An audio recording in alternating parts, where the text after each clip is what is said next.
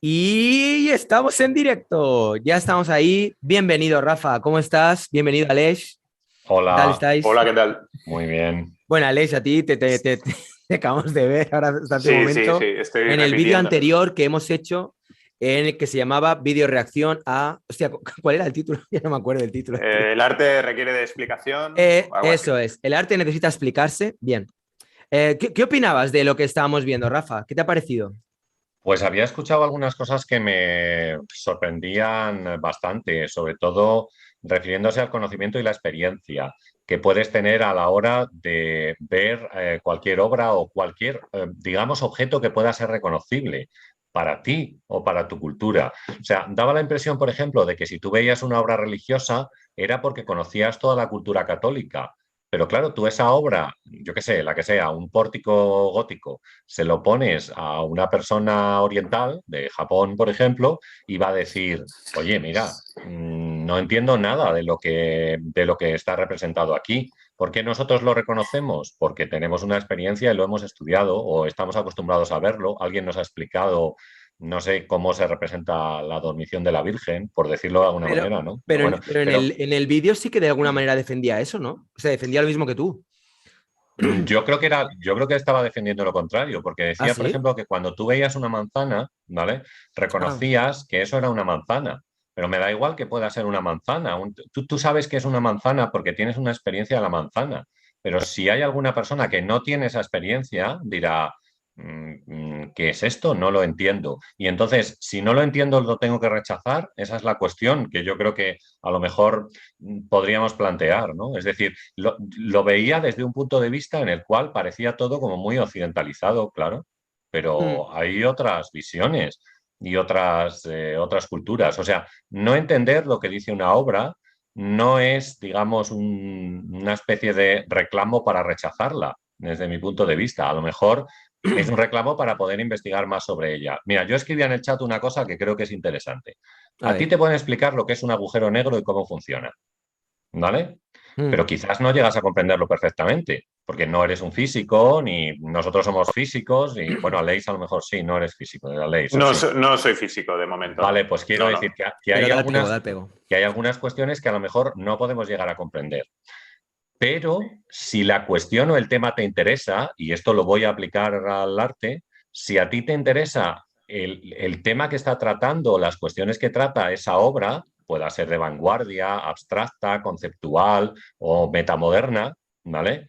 A lo mejor quieres aprender más sobre ello, aunque no llegues a comprenderlo todo. O sea, aunque tú no comprendas que en un agujero negro puede haber más de cuatro dimensiones, porque no lo comprendo, Mm. pero a lo mejor tengo interés por saber si es cierto, si es verdad, si no, o sea, o cuál es el planteamiento que me ofrece ese tipo de trabajo, ese tipo de obra. Es una cuestión de interés, no de rechazo simplemente por el hecho de que no lo puedo asociar. Es una visión, no sé cómo diría, platónica, clásica total, asociada al mundo de las ideas.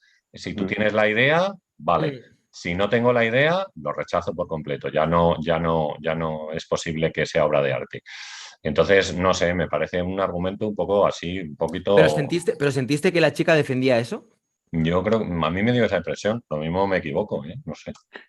Mm.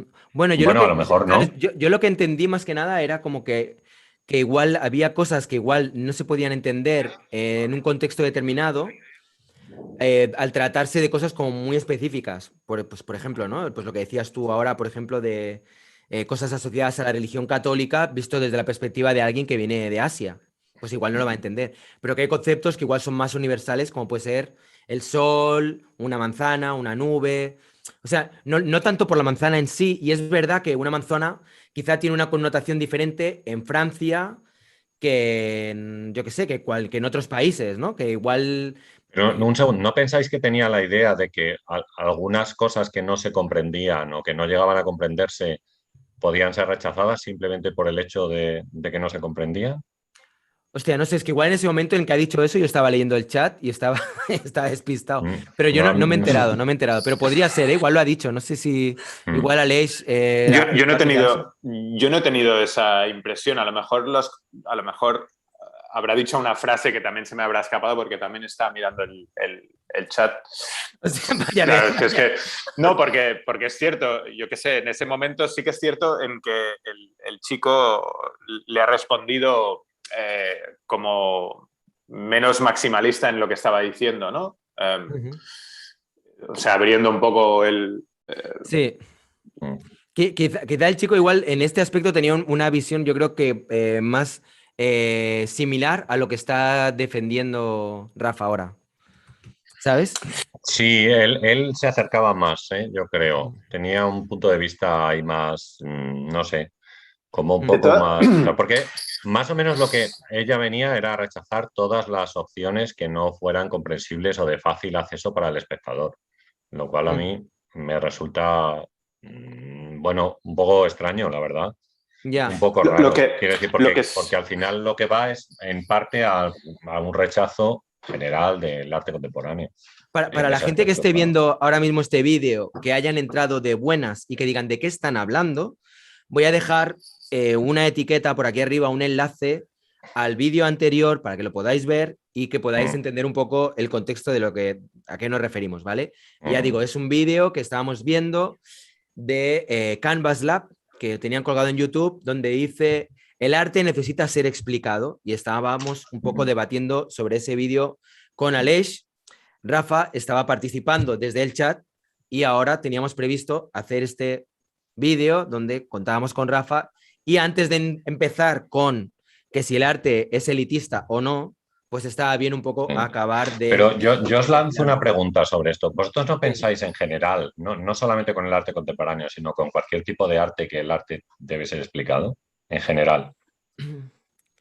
Yo es que me muevo en yo particularmente aguas. Depende.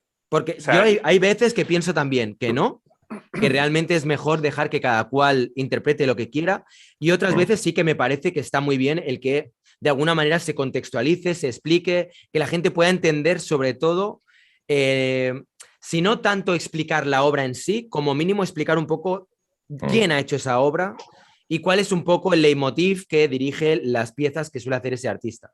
¿Sabes? Un poco como tener una aproximación. Yo quiero hacer una contrapregunta. Es decir, ¿tú entiendes la explicación de una obra de arte como parte de esa obra de arte? Yo creo que la explicación puede cambiar la perspectiva que tú tienes de esa obra de arte. Es decir, puede aportar algo que no habías sido capaz de ver hasta ese momento. Sí, pero no me has contestado la pregunta, de hecho. Dime. Sí. No, yo digo, ¿tú crees que la explicación de cualquier obra de arte forma parte de la obra de arte? Porque muchas veces esa explicación, o sea, se entiende explicación como complemento de la propia obra de arte y, por lo tanto, una forma de completarla. Entonces, claro, yo, por ejemplo, muchas veces cuando voy a ver una exposición de pintura actual, veo párrafos interminables de explicación de cosas que ni siquiera están de forma... Ya no nivelada ni simbólica, no, directamente que no están. Sí.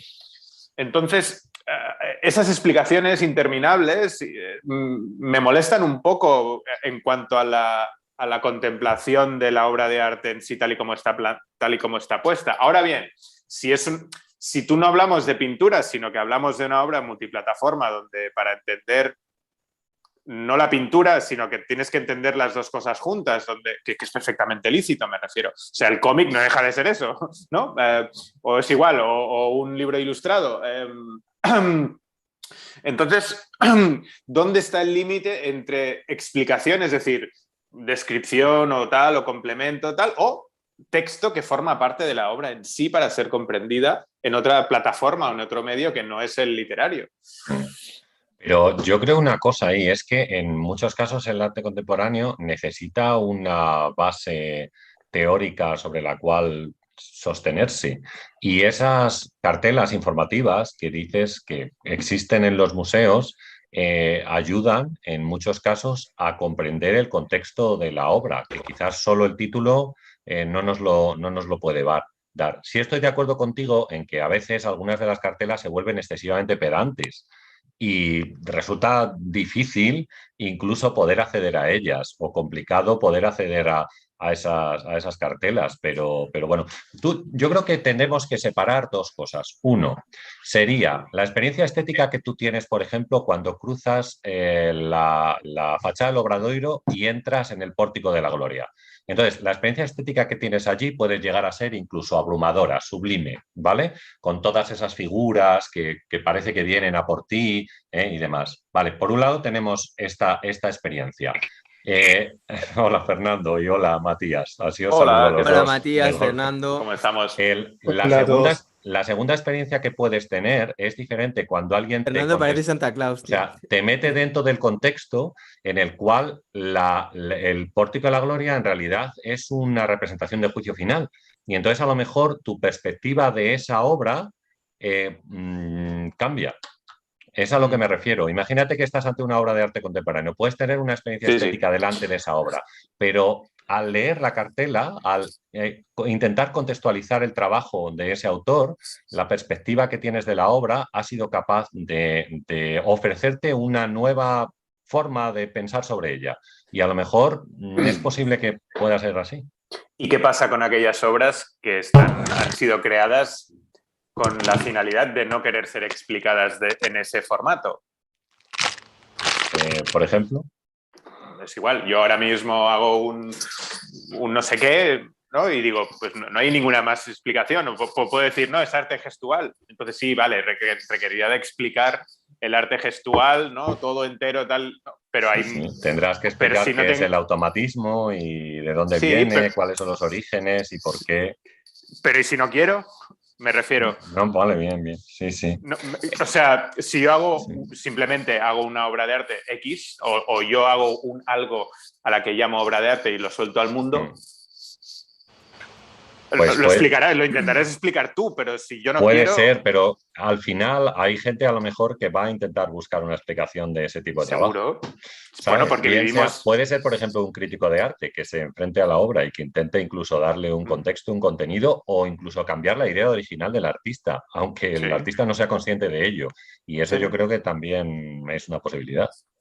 Estoy de acuerdo, pero claro, aquí no hablábamos ya de un... O sea, en definitiva, el crítico no deja de ser parte de la audiencia de esa obra, ¿no? Hablábamos de si la obra en sí tiene que ser explicada o no, no de si la audiencia tiene derecho a interpretarla o a reinterpretarla o a reescribirla o a añadir capas y capas y capas de información para su comprensión más... Pero claro, tú puedes coger una sola obra de arte, una sola, cualquiera... Y puedes poner a los mejores críticos del mundo, a los mejores historiadores del arte del mundo y escribir de aquí ad infinitum, ¿no? Sobre esa obra y posibles teorías y empezar hasta donde quieras. No hay límite, de hecho, ¿no? Sí. Y cuando ellos se mueran, va a haber otro grupo que lo va a reescribir todo otra vez. Incluso podría cambiar el sentido de la obra, como digo, con una cosa así. Pero date cuenta que hay trabajos, por ejemplo, no digo... Tú pones el ejemplo, me pongo a pintar ahora y tal, vale. Pero hay trabajos, hay obras en los cuales, sin conocer el contexto, es muy difícil obtener una explicación de esas obras. Por ejemplo, piensa en el urinario de Duchamp, por ejemplo. Como el urinario de Duchamp, sin contexto y sin explicación, puedes concebir ese trabajo como una obra de arte. Necesitas el contexto al final, necesitas conocer el porqué, motivaciones del artista, por qué lo hace, cómo, de qué manera. Sí, ¿no? Pero nos podemos poner finolis, o sea, es que ni siquiera nosotros que conocemos, o sea, estamos insertos en la cultura del urinario, me refiero. Un japonés del siglo X, de cuando Duchamp tal, no habían urinarios de ese estilo, con lo cual es como, ni siquiera entiendo el objeto, o sea, no puedo entender ya ni la metáfora, ni el rompimiento, dilo como quieras, de las formas estéticas, es igual, lo que quieras. Oye, vamos a centrar un poco el debate, va, que es que si no, esto se nos está alargando mucho y aquí no participa ni Fernando ni Matías, está congelado. Fernando está congelado, pero de otra manera. O sea, aquí está, vamos a ver qué está pasando aquí. A ver, el tema del debate, vamos a centrarnos un poco. Hostia, un poco más si se me cae esto. Es si el arte es elitista o no es elitista. ¿Es elitista? ¿Se ha congelado? Sí, Matías se ha quedado congelado. Bueno, ahora supongo que volverá. Matías, pero se escucha. Sí, estás ahí, vale. Oírte se te oye, pero la imagen está congelada. Intento resolverlo, mientras tanto los estoy atendiendo, ¿eh? Estoy Vale, sí, escuchando sí, mucho. tranqui. Que quito esta imagen, ¿vale? Sí, dale. Mientras lo solucionas. A ver, espera. Vale, ok, ya lo ha quitado él. Vale, Fernando, ¿tú qué opinas? El arte es elitista? ¿No es elitista? ¿Debería serlo? ¿No debería serlo? ¿Qué, El qué arte. pasa con este tema? Porque es una de las grandes quejas, ¿no? De yo qué sé, de determinados sectores que se mueven dentro de lo que es el arte contemporáneo, que dicen, pues eso, que hay como una élite, que son los que mueven los hilos, tal, y que el arte es solamente para esa élite, que solo ellos pueden entenderlo. ¿Crees que es así? ¿O crees que el arte realmente está al alcance de cualquiera y que está hecho para que lo pueda entender cualquiera?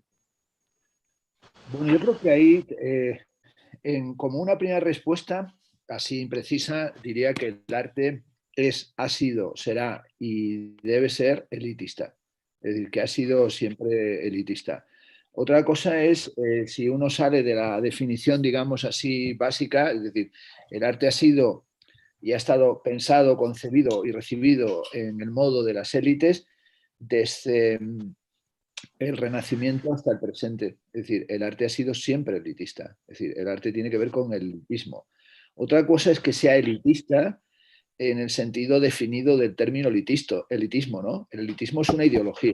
Es decir, en este sentido, si nos atenemos a la definición del elitismo como ideología, que es una definición específica, es decir, es aquel modo de la ideología política que entiende que solamente se debe favorecer a las élites, el arte no ha sido elitista. Es decir, si lo entendemos en la clave ideológica, en la clave de las ideologías políticas, en la clave de la definición que se da del elitismo y las teorías, las distintas teorías elitistas que se basan en una definición filosófica monista o maniquea, en una división maniquea de la sociedad, es decir, y sobre todo el elitismo entendido como defensa de una posición aristocratizante, ¿no? E incluso de los debates entre elitismo y antielitismo, entre populismo y teorías relativistas o perspectivas pluralistas de la sociedad, o la relación entre elitismo e igualitarismo, etcétera. Si nos metemos en eso, digamos, un debate que tiene que ver con las propias concepciones de la teoría política.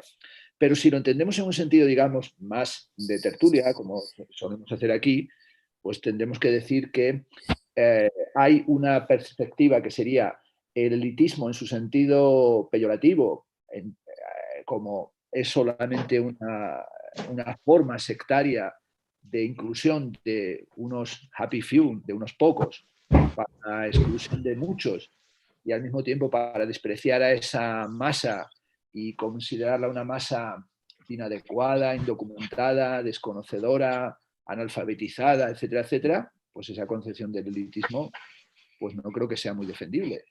Pero digamos, si vamos a una concepción más sociológico-estética, el arte es un sistema de distinción.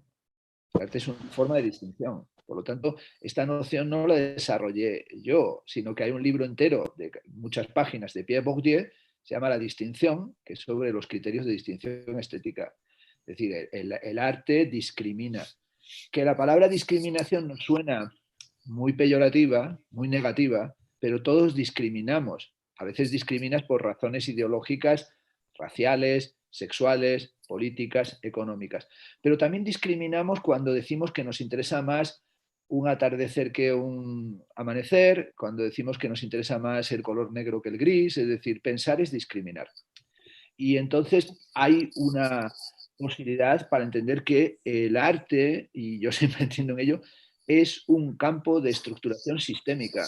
Por tanto, había un elitismo y una discriminación y una distinción, por ejemplo, en la Edad Media, entre los que leían y los que no leían, entre la cultura monástica y la cultura ajena a lo religioso, entre los que leían latín y los que no leían latín, entre los que entendían la Biblia y los que no la entendían, entre los que la explicaban y los que la escuchaban, entre los que la tenían que seguir a través de lo que se llamaba la enciclopedia o la Biblia de los pobres, que eran las imágenes en la Biblia de los pobres. Hay un elitismo también en el Renacimiento cuando se constituye el sistema del arte occidental. Hay un elitismo igualitario, una contradicción, en la Ilustración francesa, cuando la Ilustración, desde perspectivas revolucionarias y antiaristocratizantes o contra la aristocracia y contra la superstición religiosa, propone una organización científica del conocimiento, pero hay un elitismo racionalista también en esa época. Hay un elitismo, la vanguardia se define como una élite militar, como una élite tropa de choque militar.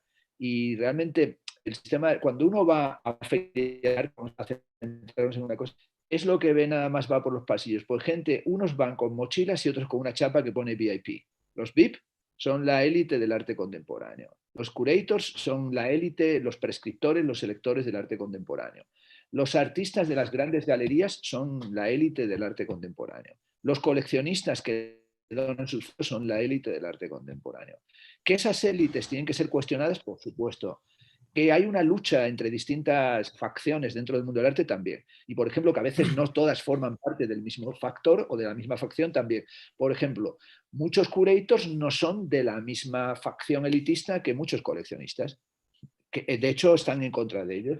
Muchos artistas del top artístico, por ejemplo, un Santiago Sierra, ¿no? Está en el top artístico, pero no pertenece a la élite aristocratizante y también está en pugna con cierta parte de la élite curatorial y tampoco está de acuerdo con ciertas élites de la élite museográfica. Es decir, hay que entender la estructura del campo político y del campo artístico, del campo ideológico, como la llamaba Foucault, una microfísica del poder, ¿no? Son distintos factores que actúan entre y que se constituyen. Yo, en estos últimos tiempos he estado exponiendo, y todavía no llego a exponerlo del todo, el famoso texto del año 1925 de Ortega y Gasset, que fue el que más pensó este asunto, la deshumanización del arte.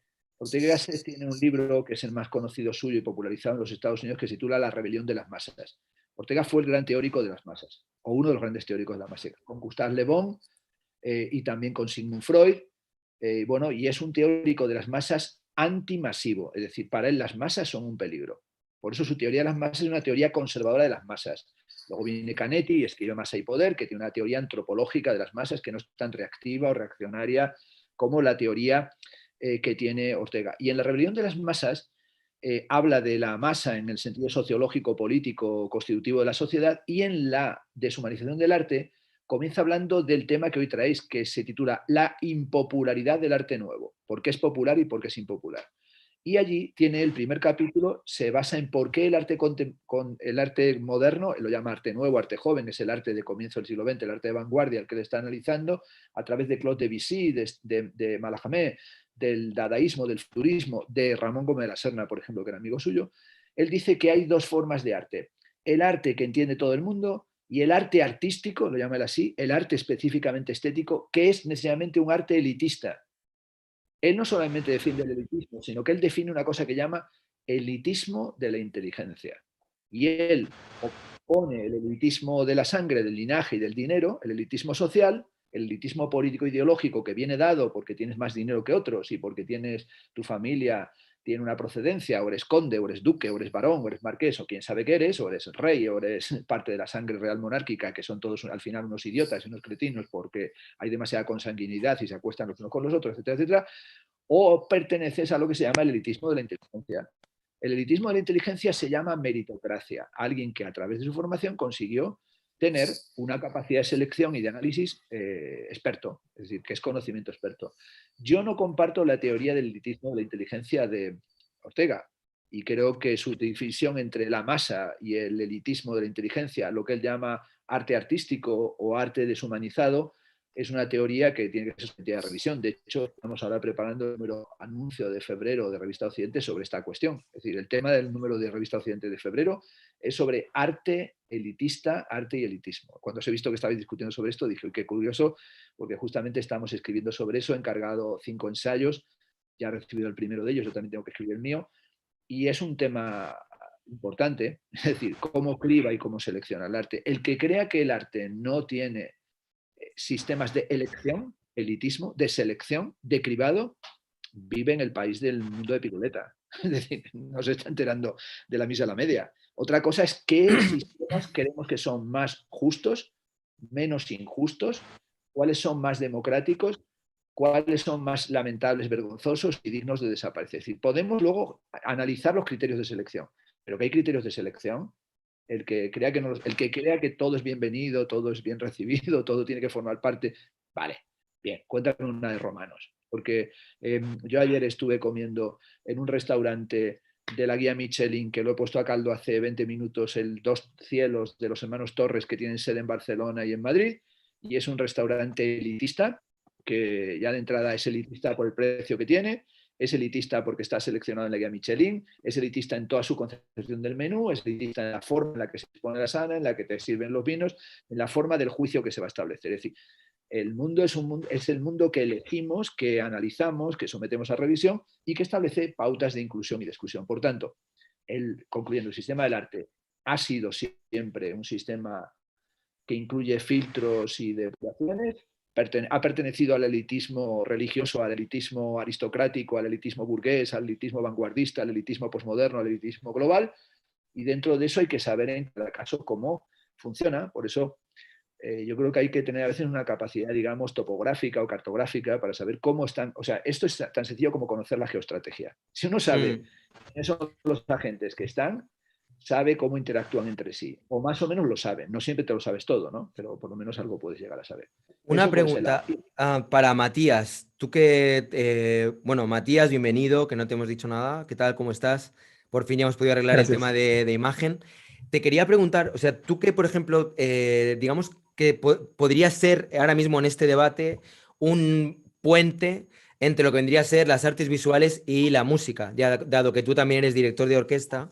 Y me gustaría saber si tú, por ejemplo, tienes esta misma percepción de la que hablaba Fernando respecto a la música, o concretamente en tu caso, la música clásica. ¿Sientes que la música en general, o quizá la música clásica, también tiene esta aura como elitista que hace que de alguna manera haya como unas, bueno, pues eso, pues unas élites que son las que mueven los hilos y las que dictaminan qué es lo que funciona mejor, lo que no, lo que conviene, lo que no conviene, etcétera? Creo que mucho más en la música que en el arte visual. Bueno, primero, hola a todos. Segundo, es muy difícil hablar después de Fernando Castro porque dice todo lo que uno piensa, pero mejor. Pero volviendo al tema. En la música creo que mucho más que en las artes visuales, porque se utilizó históricamente la música para hacer esos núcleos estéticos en los teatros, recién en la Francia del 19, pero antes en los palacios, y la música era utilizada a propósito para generar estas élites, utilizada por las élites también. Pero creo que, y siguiendo la idea de Fernando, pero desde la música, creo que el tema pasa por el concepto de cultura.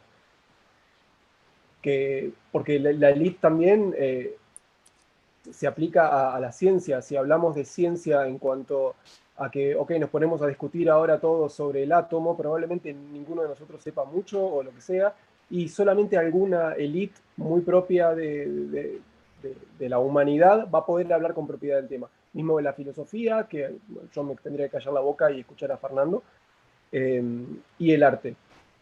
Ahora, cuando la cultura es entendida en el sentido clásico como cultivo del espíritu y la inteligencia de la humanidad, y tiene a la ciencia, al arte, a la filosofía como sus principales exponentes, digamos, cuando se desarrolla así, entonces la cultura es una actividad individual. Y al ser individual, parte de, si querés, de una introspección respecto de la condición humana y tal. Ahora, con la invención del desarrollo de la antropología como ciencia social, se utiliza el término cultura para aplicar conceptos que tienen que ver más con la costumbre de ciertos pueblos o con la costumbre de lugares. Entonces se crea, ok, cultura hispanoamericana.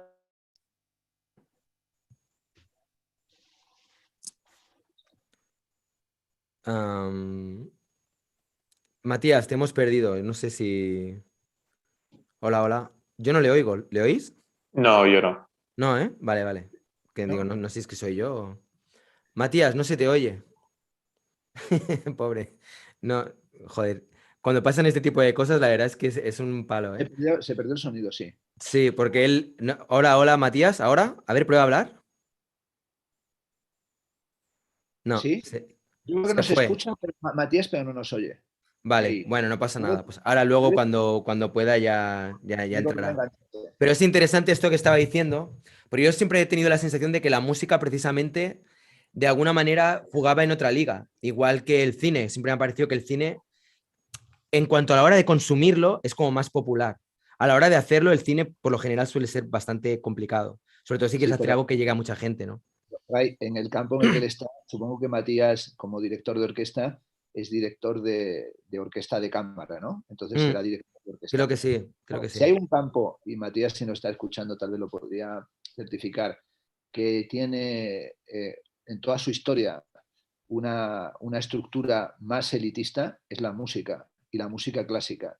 Es decir, lo más elitista de todo es, o sea, el museo, la idea de museo, cuando se crea en el tiempo de la Ilustración, surge en un debate entre la aristocracia y la burguesía.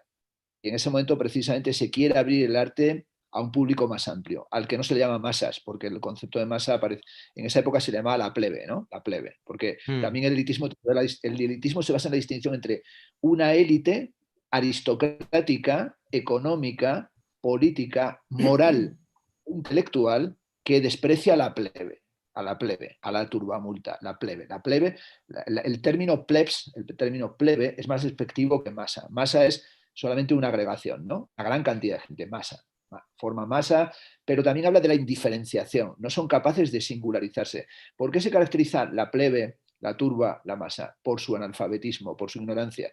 No, la teoría, desde la teoría política de Platón a Aristóteles a la preilustrada, es que no se pueden dejar las cosas en manos de la plebe y de la masa, porque como no tienen cualificación, son fácilmente manipulables. Por eso todo el debate sobre el derecho al voto, incluso el debate impresionante para estudiarlo del derecho al voto de las mujeres, del derecho al voto de las mujeres, es que se consideraba despectivamente desde el movimiento misógino machista heteropatriarcal o patriarcal que cómo van a votar las mujeres si son fácilmente equivocables, ¿no? Si no tienen capacidad de juicio. Es decir, el concepto de plebe, masa y el concepto en el que se basa el debate político de las élites es una multitud, es una masa, es una plebe, es una turba que no tienen criterios. Por tanto, no les podemos poner en sus manos las decisiones políticas, morales o culturales porque degeneraremos, porque decaeremos. Es decir, hay que por eso la idea de la alemana de la Bildung, la formación, la pedagogía, la estructuración del conocimiento es, en todo caso, podemos hacer que suban hacia el conocimiento, alfabetizarles, documentarles para que lleguen. Y en el caso de la música, y ahora recuperamos a Matías, como bien sabe, Hola, Matías.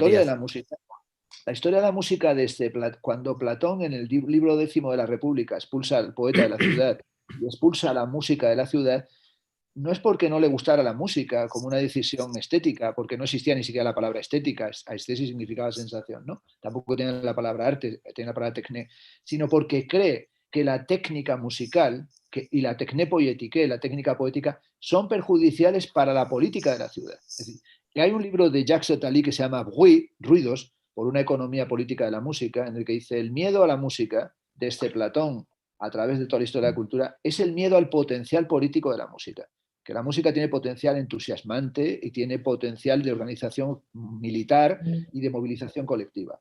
Y el ritual, ese que ha sido estudiado por Peter Etzendi, ha sido estudiado por muchos musicólogos, el ritual musical, el ritual que conduce al concierto, a la forma del concierto, cómo se va coagulando y cómo se va sedimentando en la forma moderna, porque por ejemplo la forma de escuchar los conciertos que tenemos de cámaras, auditorios, etcétera, es una invención reciente.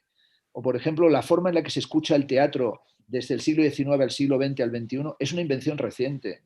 La música, la ópera, la música, el teatro se hacía en un entorno bullicioso, no se hacía con las luces. Por ejemplo, ¿quién es? Esto no sé si lo sabéis.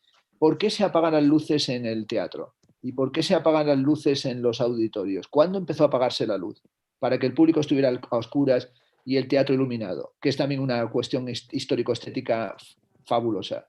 El primero que hizo que se apagaran las luces fue Richard Wagner. Wagner hizo que se apagaran las luces del público que previamente no se habían hecho para que se iluminara solo la escena, para crear una escena de fantasmagoría, el famoso teatro Gesamtkunstwerk, la obra de arte total. El papel que se le concede al público en la historia de la música moderna es un papel ritualizado, es un papel absolutamente marcado, pautado. Como bien sabe Matías, el público, cuando es un público novato, neófito, que va a un concierto, hay que enseñarle a que no se aplaude entre movimientos, pero no hay que enseñárselo al empezar, sino que directamente lo va a saber por una razón muy básica. Cuando termina, por ejemplo, el allegro, vivace, andante, andante con fuoco, el movimiento, uno que no sabe de música va a aplaudir, le va a hacer que lo deje porque el resto del público va a toser. Y tosen, se mueven, y como uno sabe, en una sinfonía va a haber momentos muy brillantes de acabar cada una de las partes de la composición y el público va a guardar silencio. Y cuando eres un novato dirás, qué horror, no les ha gustado el movimiento. No, están cumpliendo un ritual, y es un ritual iniciático. Y si hay un público elitista, piensa, por ejemplo, para el público que nos escuche, la ópera. El público más elitista del mundo es el público de la ópera, en los grandes teatros. Cuando tú vas a la Golden Sala, en el Musikverein, en Viena, puedes ver perfectamente, eso lo ve todo el mundo cuando escucha el concierto de Año Nuevo de los Strauss desde Viena, puede ver lo que es el sistema elitista de la música. Cuando uno va al Teatro de la Ópera de Madrid, es el espectáculo más caro que se ofrece en la ciudad. La ópera la pagan del dinero público y lo pagamos todos, pero las entradas van en entradas de butaca de patio 500 euros.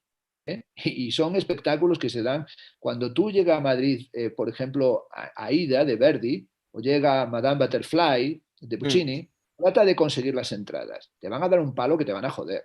Y la gente va mostrando su distinción, vestidos de gala, vestidos de tal. Es verdad que luego la historia de la música, como podemos apreciar a partir de John Cage, a partir de una cantidad de movimientos, quiere romper con esas dinámicas. Yo acabo de presentar la programación del Centro de Música de Okats Enigma de Zaragoza esta semana pasada, y ellos presentan Morton Feldman, van a hacer acciones vinculadas al arte sonoro latinoamericano, van a hacer cosas recuperando a Mauricio Kagel, músico argentino, ¿verdad?, central de la escuela Darmstadt y post-Darmstadt. Hay muchos intentos de superar la dinámica rutinaria y elitista de la historia de la música, pero, por ejemplo, cuando uno piensa en la música, tú decías en Rayitos que lo veías como un terreno muy antielitista, es muy marcadamente elitista en su historia. Pero depende del tipo, depende del tipo de música, ¿no? No digo la música clásica, la música de cámara, la música de repertorio es una música desde la época de Beethoven, Mozart y tutti quanti, es una música claramente elitista, está pensada para las cortes, es decir, ¿para quién componían los Beethoven? ¿Para quién compone los grandes compositores de la historia de la música? Bayreuth lo monta Wagner para tener su propio teatro, pero la historia de la música es una música de élites políticas y de uso político de la música, como hace Nietzsche con Wagner. Otra cosa es que tú me digas la música pop, que digas, la música pop no es una música, es que la propia definición de la música es popular, busca ser popular, pero hay un elitismo también dentro de la propia música, hasta de la música popular, que tiene que ver también con élites, con facciones, con conocimientos, con exclusiones, con sistemas de expertizaje. Yo creo que ahí la cuestión es cómo se intenta ir trabajando la relación entre elitismo e igualitarismo. Es decir, ¿en qué medida se pueden crear dinámicas igualitaristas o democratizadoras? Matías quería decir algo que creo que ha recuperado la voz. Gracias, Fernando. Vale, Matías, luego Aleix quería comentar algo. Bueno, ya os vais. Sí. Ok. ¿Quieren ir ustedes primero? Bueno, es que tú estabas hablando antes, me sabe mal porque se te cortó lo que estabas diciendo. Yo seguí hablando hasta que me enteré que estaba offline. Yo te iba avisando, pero no.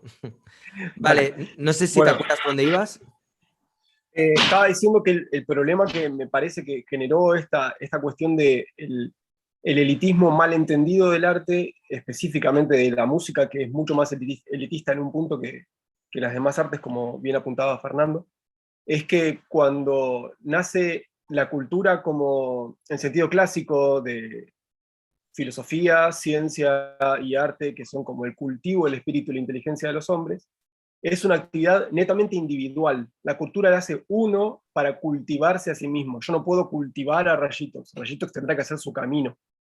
Ahora, cuando nacen, digamos, en la antropología, el término cultural utilizado para definir otras cosas que tienen más que ver con el folclore o las costumbres de un pueblo o de un grupo de zona para analizarlo o para entenderlo, es cuando se empieza a discriminar tipos de cultura y se generan algunos, me parece, problemas que tienen que ver con el elitismo y empezar a pensar que digamos, poner la cultura con un rol social diferente al que tenía antes.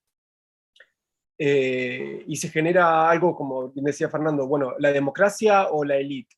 Y no es así. Sarkozy decía que la democratización de la cultura es brindar todos los medios para que el mayor número de personas pueda amar a Sófocles, Shakespeare o Racine, no suprimir a Sófocles, Shakespeare o Racine.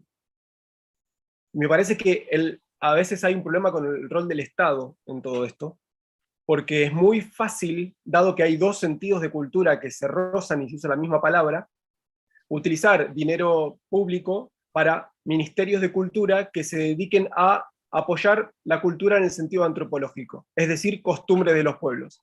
Entonces, el Estado me va a pagar porque yo tome mate, porque es mi costumbre. Y eso está muy cerca del populismo.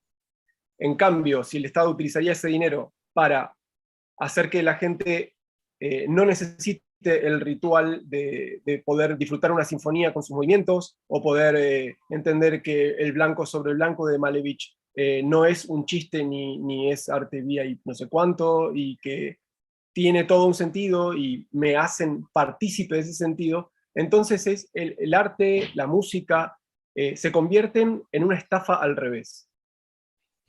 En una estafa en donde el estafado, digamos, es el que gana, el que sale ganando con todo esto. Yo no entiendo arte, no pertenezco a esa élite, pero entonces se me permite ser mejor persona, se me permite enriquecer mi espíritu, enriquecer mi inteligencia, y el arte conceptual hace un quiebre con eso. Tanto en la música, como decía Fernando con Cage, hace un quiebre porque el arte necesita ser explicado. Y no es que no sea arte porque es conceptual, sino que esto por ahí a veces hay que aclararlo y es increíble, pero es que lo que cambia es el soporte. El arte deja de aplicarse estrictamente sobre una tela y pasa a aplicarse sobre una idea. Porque con ese sentido de que el arte sí o sí tiene que estar pintado en una tela y con técnicas de bla, bla, bla, entonces lo que yo hago, que es música, no es arte. Y estamos muy cerca de una dictadura. Sí, así es. Aleix, Rafa. Sí, Aleix, Aleix primero, luego voy yo. Sí, sí. Yo tenía una pregunta a Fernando. Estoy de acuerdo en lo que ha dicho en la introducción y en términos generales estoy de acuerdo, pero me pregunto qué postura tiene él en manifestaciones artísticas que están destinadas directamente a esa masa. Es decir, por ejemplo, prácticamente todo el cómic. Sí que es cierto que hay un cómic afrancesado que podría estar destinado más a la élite sociocultural francesa o belga o centroeuropea, dilo como quieras, por la temática y por etcétera, etcétera, pero el cómic, que hasta donde yo entiendo forma parte del arte y de la historia del arte, ¿qué papel le atribuye a él desde la óptica en que estamos hablando ahora mismo? O, por ejemplo, manifestaciones artísticas musicales. Y esta es una doble pregunta quizá también a Matías, porque se me pasaban autores como por ejemplo Led Belly, que era un señor que grabó un disco mítico, era un bluesman que grabó un disco y desapareció, nunca más se supo nada de él, de las que salieron un montón de versiones en Nirvana, etcétera, etcétera, ¿no? Años 20. Claro, decir que a lo mejor, yo entiendo que desde una óptica cerrada en el sentido, es decir, si analizamos las obras que se han entendido como elitistas en el mundo, la reflexión de que son hechas por y para la élite, tal, es cierta, sí, pero hay un montón de manifestaciones artísticas, sobre todo a partir del siglo XX, donde la industrialización hace y abre la posibilidad de la masa tener su propio arte. Dígase las series de Netflix, que comparado con la obra de la Nouvelle Vague, desde una cuestión estética, dijeran pura y estrictamente, hay muchas que le dan 200.000 patadas. O es igual, o las películas de Méliès de los años 20 también, ¿no? Entonces, claro, la función de las series de Netflix entiendo que son, y el soporte es, y tú dirás, bueno, es que hay un montón de series que son una basura. Sí, pero entonces, sí, pero continúan siendo arte, ¿no? Para mucha gente, muchas manifestaciones sublimes del arte les parecerá una basura, a lo mejor simple y llanamente porque no las entienden.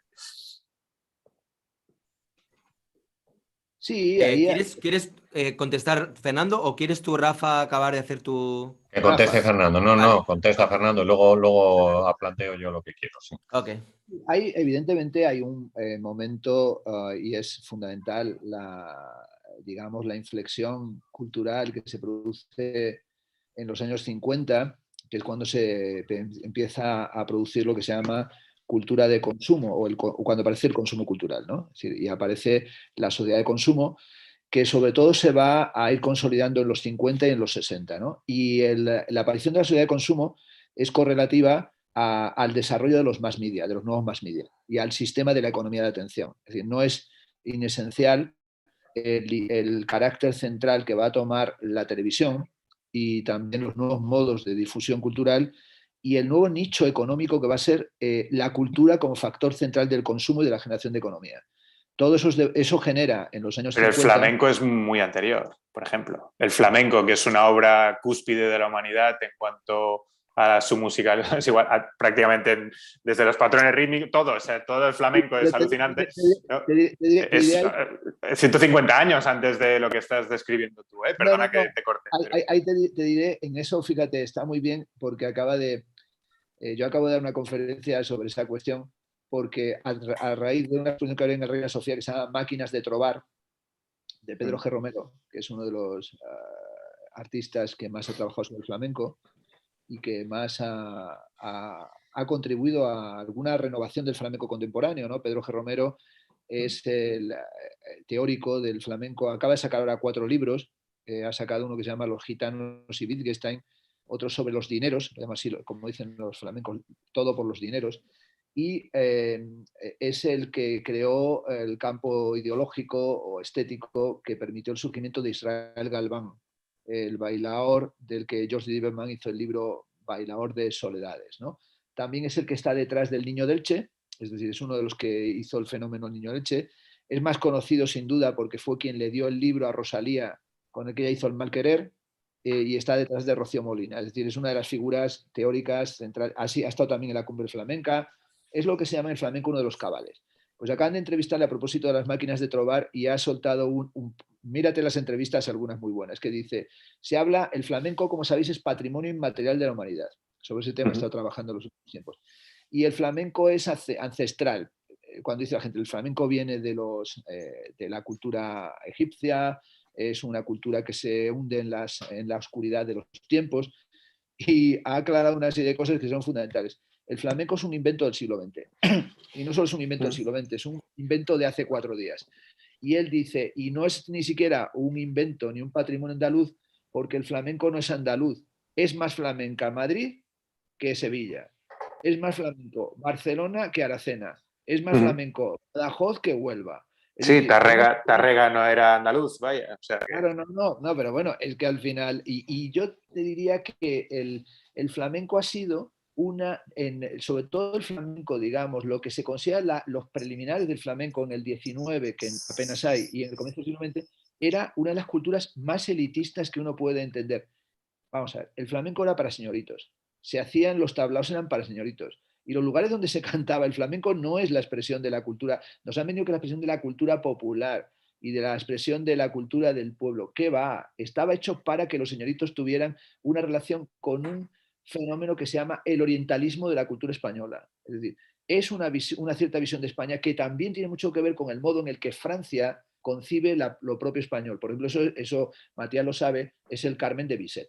Es la visión que tiene Carmen de Bizet, que es España vista a través de los ojos del afrancesamiento, los franceses viendo esa España, que es la España de los flamencos, que es la España goyesca, que es la España preilustrada, que es la España de un romanticismo orientalizante. El flamenco luego se va a ir convirtiendo prácticamente a partir de los 50, 60, con el auge de la copla, ¿no? Con el auge de la copla y con un cierto folclorismo que apoya el franquismo, porque el franquismo apoya una especie de popularización del flamenco. El flamenco es una de las formas artístico-musicales más aristocráticas, elitistas y técnicas que hay. Tú vete a un lugar, a una cumbre flamenca y ponte a dar palmas. Yo lo he visto, porque a mí me interesa mucho el flamenco y creo que algo he estudiado de flamenco. Yo he visto, por ejemplo, a Chorrohumo en un festival flamenco, en la cumbre flamenca, y había una gente en Casa Patas que decidió dar palmas, tan, tan, tan, tan, tan, y dar el compás. Es una falta de respeto brutal porque te está jodiendo el compás. O sea, es que, pero eso es lógico, no es una, es como si... Para que veas el elitismo. Es que los cabales, la gente del flamenco, distingue entre los que son y los que... O sea, es el sistema más excluyente. Es decir, tú puedes ir a un tabla. He visto abofetear, bajar los cantadores a bofetear a gente. Yo he visto abofetear a chorro humo a un par de guiris que se subieron allá, como que digan que estaban en una caseta de Sevilla, ¿no? Es decir, bueno, y Johnny Rotten también tenía cosas similares. Claro, pero en el fondo sí estoy contigo en una cosa. Evidentemente hay formas artísticas que a partir de los 50, 60 introducen un factor que es el debate de la cultura de masas, que efectivamente está pensada como y que da un valor positivo a ser cultura de masas. Matías ha hablado del concepto de cultura como formación individual, como la cultura como cultivo de sí, esa idea de cultura como cultivo. Estaría también la cultura como dispositivo socioantropológico, como disposición antropológica y como la diferencia alemana entre cultura y civilización, la famosa idea de las tres culturas, ¿no? el famoso libro de Carr.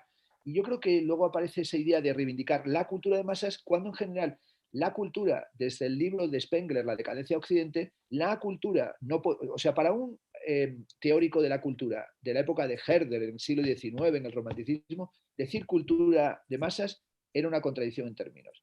Es decir, eso era un cuchillo sin mango y sin filo. Es decir, era una contradicción en términos. Si era cultura no es de masa, si es de masa no es cultura. A la masa se la puede civilizar.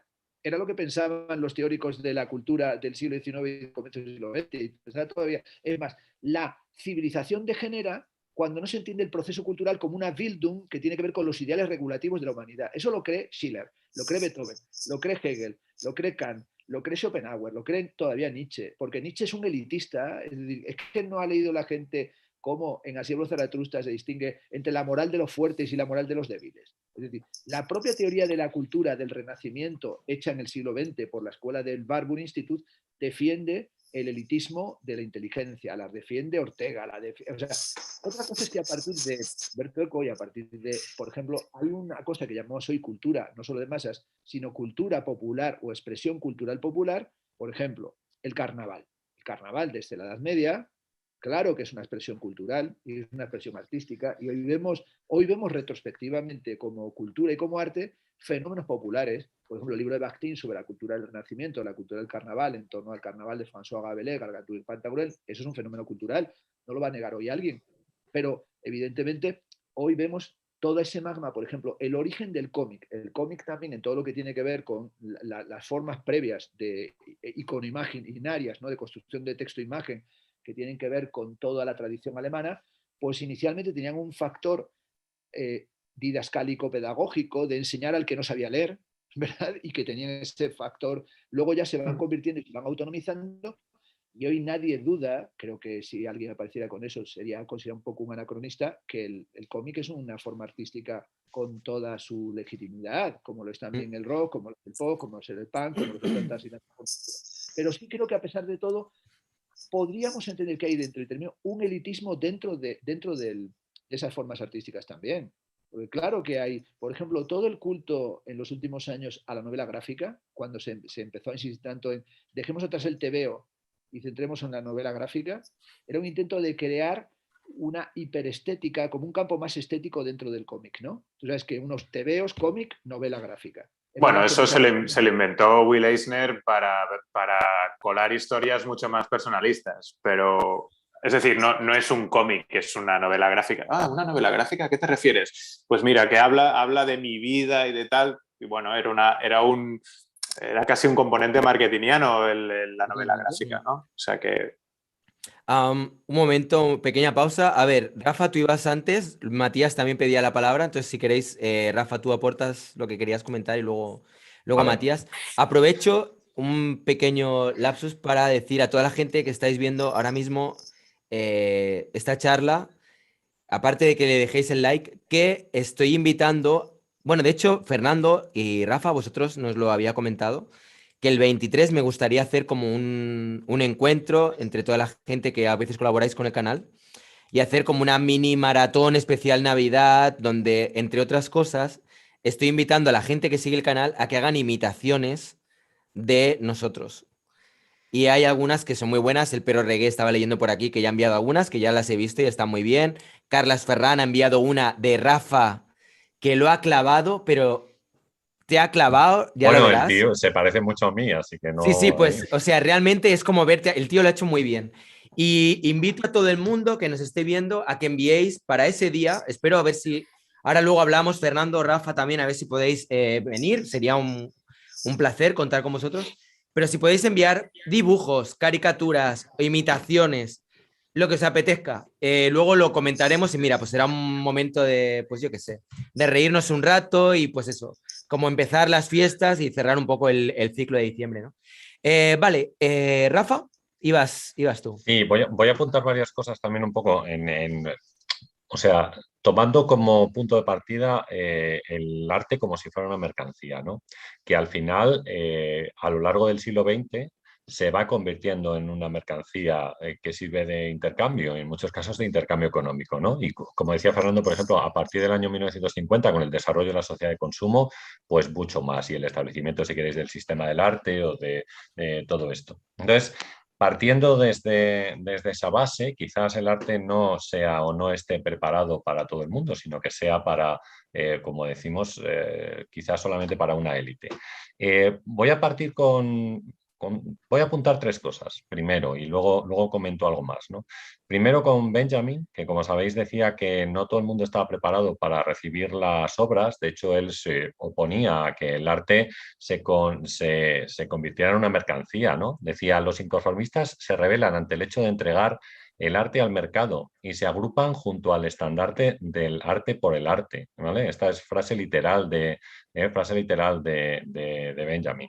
Entonces, a él, digamos que la exposición masiva de la obra de arte creía como en la película Amanece que no es poco, que si leías el libro mal lo estropeabas. Pues lo mismo a lo mejor pasaba con la obra de arte, ¿eh? Eso es lo que pensaba. Yo no estoy de acuerdo con esa afirmación, entre otras cosas porque creo que la reproducción masiva de la obra ayuda a que llegue a más gente y a que haya más personas que puedan conocerla.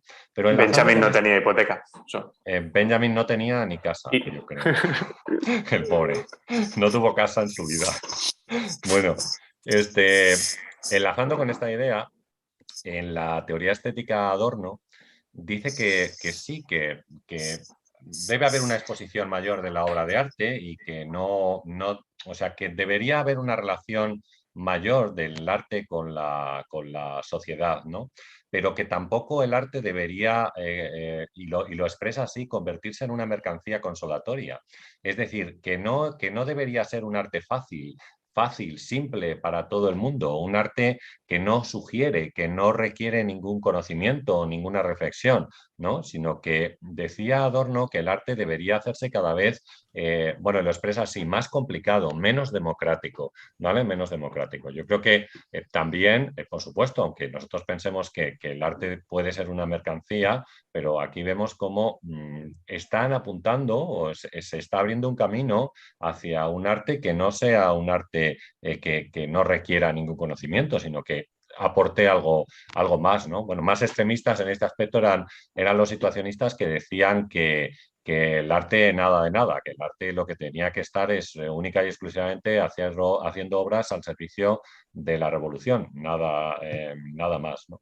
Pero bueno, yo creo que desde este punto de vista y a partir de los años 60, por ejemplo, con la llegada del arte conceptual, eh, introducido por el arte pop y después en el año 69 con la obra de After Philosophy de Joseph Kosuth, nosotros pasamos a un tipo de arte que comienza a dialogar con la filosofía y a un tipo de artista que deja de ser un artesano que domina la técnica para convertirse en un intelectual, que es lo que ha dicho Matías, lo expresaba él antes en su anterior comentario. Es decir, el artista ya no tanto como una persona que domina la técnica, sino también como un intelectual que expone ese trabajo para un público que debe estar preparado para recibir esas obras. ¿Vale? Porque es un intelectual, es un filósofo el artista también. Por tanto, va a plantear algunos temas que no son fáciles para la comprensión de todo el mundo. Ahora, quizás lo que debemos pensar es qué queremos, ¿no?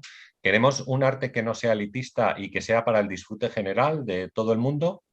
Como decíamos, que no requiere ningún conocimiento, que no requiere ninguna reflexión, que simplemente requiere pasar delante de él y decir, qué bonito, qué colores.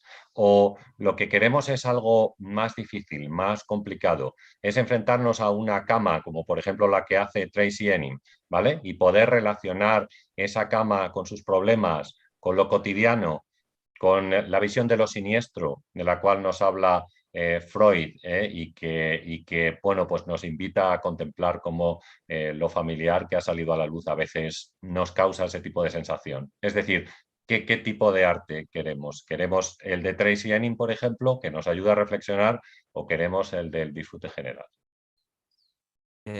Matías.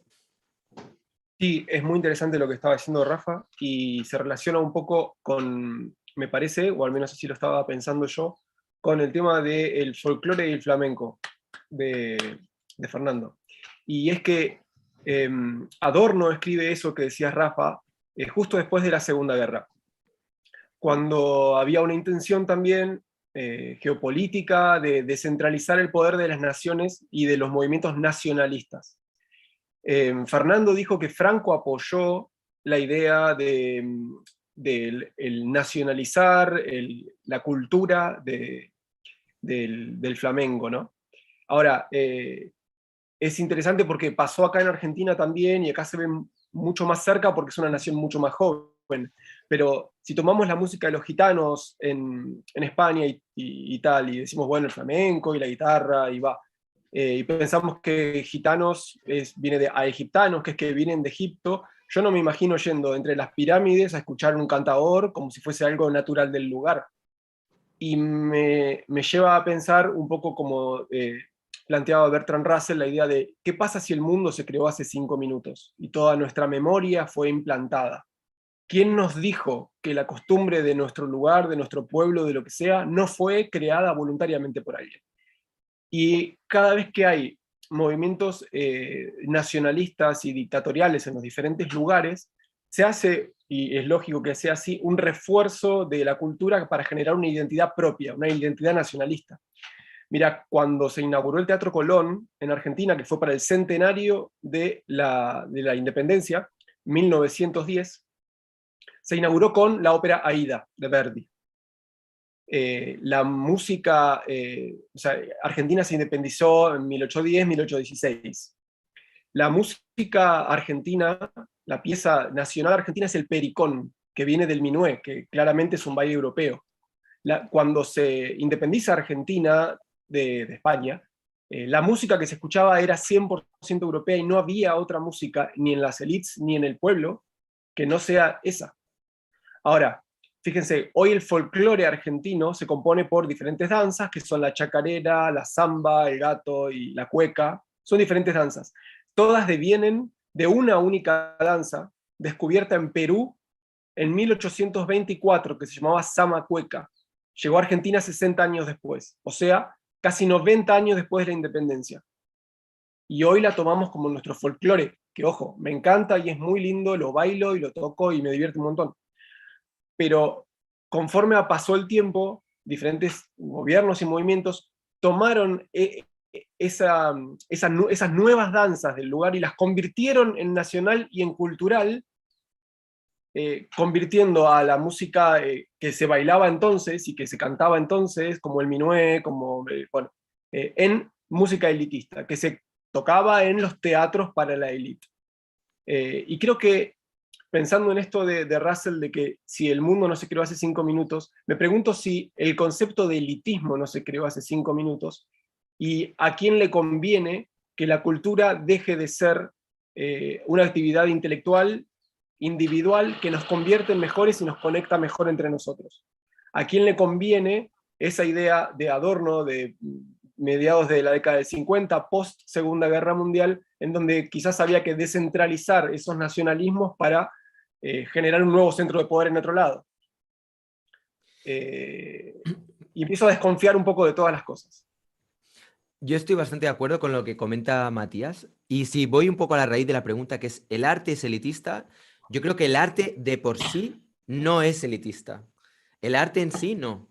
Ahora, que la élite hace uso del arte, eso ya es otro tema. Es decir, que no solo, o sea, de la cultura en general. Las élites usan la cultura para un montón de, pues, con un montón de motivos, por muchísimas razones, ¿no? Pero lo que es el arte, si vas a la raíz, el arte nace del pueblo, nace de una necesidad de expresarte, de una necesidad de liberar, de hacer terapia, como decía Omar Jerez en la entrevista esta que le hice, que decía que era como una terapia no prescrita, ¿no? O no diagnosticada, como que una persona necesita simplemente, pues eso, liberarse y necesita, pues, dejar partir sus demonios o lo que sea, ¿no? Ahora, otra cosa es el uso que se le da a esto y otra cosa también es cómo llega un punto en el que esta élite fagocita lo que es la cultura, fagocita lo que es el arte y hay muchos artistas que juegan al juego de las élites, puesto que necesitan formar parte de estas élites para poder comer, para poder seguir trabajando, desarrollándose, etc. Esa es un poco la sensación que yo tengo. No sé cómo lo veis, si hay alguien que quiera intervenir ahora. O Fernando. Yo creo que estás totalmente equivocado, pero... Sí, a ver, cuéntame. Porque lo que he dicho es un poco, ¿vale? Justo un poco la línea contraria de lo que tú has dicho, ¿no? Tú has dicho primero como que es la élite de alguna manera la que... yo creo que no. Yo creo que tienes una... Bueno, que es interesante. Tienes una concepción... a ver. Tienes una concepción romántico-folclórica del arte. Igual está bien, porque cada uno tiene una concepción. Es decir, lo que hay que tener son concepciones del arte y tener clara qué concepción tiene cada quien, ¿no? Entonces tú tienes una concepción del arte que es una concepción del arte propia de un cierto momento del romanticismo, que es la idea de que el arte es la expresión del Volksgeist, del espíritu del pueblo. Tú has hecho el arte, tú has hecho esa definición, ¿no? Motu propio, y la has hecho, digamos, sin... Por tanto, has llegado a un romanticismo folclórico espontáneo. Es decir, no es fruto de que tú te hayas puesto a leer a Herder o te hayas puesto a leer pero hay un problema, y es que, excepción de que el arte es la expresión del Volksgeist, del folclore, del pueblo, y la idea de que el arte es expresión del pueblo, es romántica y es una formulación romántica que es compensatoria. Y lo hizo el romanticismo en lo que tiene de radicalmente antidemocrático. Es decir, es la expresión del elitismo romántico. Es decir, todos los que dicen que el arte es expresión del pueblo lo hacen por una razón básica, porque son unos totalitarios. Tú no lo eres, pero no, es que no lo sabes. Tampoco he dicho que sea del pueblo. O sea, yo creo que es una necesidad de la expresión del individuo para liberar sus monstruos, sus demonios o lo que sea. Yo, por ejemplo, a mí me encanta tocar el ukelele, me encanta tocar la guitarra, me encanta tocar el didgeridoo. Y no es porque haya una élite ahí detrás que, ¿sabes? Quiero decir, nace de mí, de mi corazón, de mi interés, lo mismo que cuando dibujo y del mismo modo que dibujo yo, que dibuja Aleix y un montón de artistas, o Matías, que también pinta, también hace música, no creo, o sea, no es la élite que te fuerza a crear, tú creas. Ahora, otra cosa es que luego haya una élite que diga, bueno, yo voy a comercializar lo que tú estás haciendo y me interesa jugar a cromos con tus dibujos y que a mí eso me interese porque me paga la comida. Punto. Pero ahí caes en una fantasía retroingenua. O sea, el arte es la expresión. El arte es una mezcla de una expresión individual y una necesidad del pueblo, o una urgencia, o algo que surge del pueblo y del individuo. O surge del pueblo o surge del individuo. Es decir, bueno, es que el pueblo es la suma de muchos individuos. No. O sea, el pueblo yo. No, el pueblo. No. ¿Cómo que no? O sea, tú das, que no. ¿Quién es el pueblo? ¿Quién conforma el pueblo? No, sino la suma de los. ¿No? No, el pueblo no es un sumatorio de los individuos, esa es una teoría que tú te acabas de sacar de la manga. Tú planteas una mezcla de un individualismo espontaneista expresivo y del arte como expresión del pueblo. Pero vamos a ver, ¿cuáles han sido los movimientos artísticos históricos que han existido más en el arte como expresión del pueblo? El romanticismo, que a su vez era un pietismo aparentemente individualista, que tenía que ver con una especie de expresividad que enlazaba con la mitología, eso es lo que creían los alemanes, hablaban de la invención de la nueva mitología, de la nueva mitología. Pero los que han utilizado más la idea de que el arte es expresión del pueblo han sido los nacionalismos de carácter totalitario, a saber... Pero un momento, porque es que, o sea, me estás colando algo que yo no he dicho, o sea, yo no he dicho que el arte sea la expresión del... O sea, yo digo que yo, por ejemplo, yo no soy el pueblo, yo necesito dibujar, necesito crear, hacer performance, pintar, hacer 1000 historias. Que luego haya gente que igual diga, oye, te lo compro o no te lo compro o lo que sea, o que yo comercialice con eso, son cosas distintas. Es que no entiendo muy bien el... Tú, Matías, te veo que apoyas mucho a Fernando, pero no entiendo cómo Pero estáis escucha, defendiendo todos escucha, esto. No lo entiendo. El todo no es la suma de las partes. El pueblo no Pero solamente son igualmente, personas, pero es un orden social. individualmente, o sea, tú cuando pintas, Matías, ¿por qué lo haces? ¿Porque hay una élite que te está apuntando a punta de pistola? ¿Qué crees? No, pero sí es cierto que somos una élite los que pintamos. Claro. Vos sos una élite, o sea, no todo el mundo puede pintar, no todo el mundo quiere pintar, ¿Cómo? no todo el mundo tiene el deseo de hacerlo. Bueno, pero una cosa es que tenga el deseo, no tenga el deseo, y otra cosa es que la gente que pinte sea una élite. Yo ahí Que no eso están, no entiendo. no están Igual que la libres. música, yo no me siento que forme parte de una élite. Rayitos. Lo que no podemos es vivir en el ovni, en un universo que solamente habitamos nosotros y que, o sea, esa especie de momento de yo tengo, vamos a ver, todos tenemos ese momento en el que yo ahora mismo, hay un grupo Parálisis Permanente que tiene una canción que decía, encerrado en mi casa, todo me da igual, vale, ya no necesito nada, con el bote del Colacao, ¿no? Y tocando en el bote del Colacao. Yo creo que hay un momento en el que uno dice, vamos a ver, el debate, ¿es el arte elitista? Es una cuestión que tiene que ver con cuál es el sistema del arte, cuál es el contexto del arte, cuáles son las ideologías que dominan el arte, cuál es la sociología del arte, cuál es la sistematicidad del arte. Yo cuando creo es que me estoy autoexpresando, no sé qué, como un tema que hemos discutido muchas veces, que es la concepción terapéutica del arte, tú tienes, pero que es la tuya, pero que al mismo tiempo tiene que hacer macla con el sistema, que es, el otro día os vi que me encantó a Omar Jerez y a ti, que al final llegasteis a autoconvenceros en una hiperstición de la concepción del arte era terapéutica. Bien, pues Pero es que es adelante con las verdad, palabras. es que el arte es pura terapia. El arte, para el artista muchas veces, bueno, no siempre, pero muchas veces yo creo que es pura terapia. ¿Por qué narices alguien necesita pintar o expresarse? Tiene que ver Bien, mucho con eso, ¿no? ¿Tú que crees que son no? teorías, que no, que son teorías, que esa es una teoría muy concreta y en mi opinión es una, a mí es la que no me interesa. Me parece que es la teoría expresivo rudimentaria o terapéutica del arte, pero lo hemos hablado cuando hablamos de arte y locura, en el famoso directo, que ya nos metimos con mano a mano con él. Pero que el arte tiene, que en el arte actúan, interactúan y funcionan élites, y que el artista, incluso el artista, vamos a ver, incluso el artista Rayitox entra a jugar dentro de las dinámicas de las élites, y aunque crea que está en un ovni o en una torre de marfil, o es un estoico que nada le perturba, nada le vulnera y nada le afecta, tú, en tu bondad infinita, que siempre te digo que estás en un convento, que eres el fraile, la monja y el cura, y eres el que pone el agua en el altar, y eres o sea, y comulgas tú solo y creas un momento último terapéutico en el que te autosanas, porque, ¿sabes una cosa? Vives en una, o sea, hay una soledad fabulosa, que es la que a mí me gustaría a veces vivir, de estar solo encerrado en mi biblioteca, solipsista, ¿no? O sea, no necesito nada, tengo mi biblioteca y encima si me paga el Estado todavía más, etcétera, etcétera. Pero es que vivimos en sociedad, joder. Es que al final cuando Matías, si dirige una orquesta, pues resulta que hay unos señores que forman parte de la orquesta. Si hay un dinero público que paga el ensamble, que paga la orquesta, ya está sometido a los presupuestos políticos, públicos, estatales de un municipio concreto, Rosario, Mendoza, Buenos Aires, vas a Santiago de Chile, tienes unos viajes, o sea, vamos a ver, hemos dicho muchas veces, no flotemos en la falta de contexto económico, de realidad social y de realidad estructural. Podemos hacer unos debates que sean de Jesucristo y decir, a mí el arte es expresarme no sé qué. Pues expresándose así uno cae en un discurso que se llama, con perdón, idiotismo. No que seas un idiota, Rayitos, pero el idiota es el que se cree el único y el singular y que no se da cuenta que hay un contexto. Entonces, claro que hay unas élites. Yo, por ejemplo, podría sumarme a la idea del arte es la cultura, es la formación intelectual, es la democratización, es el igualitarismo. Joder, si cuando vas a la universidad en la que yo doy clase en una universidad pública, ¿es la universidad un sistema de formación de élites? ¿Sí o no? Con mayúscula, sí.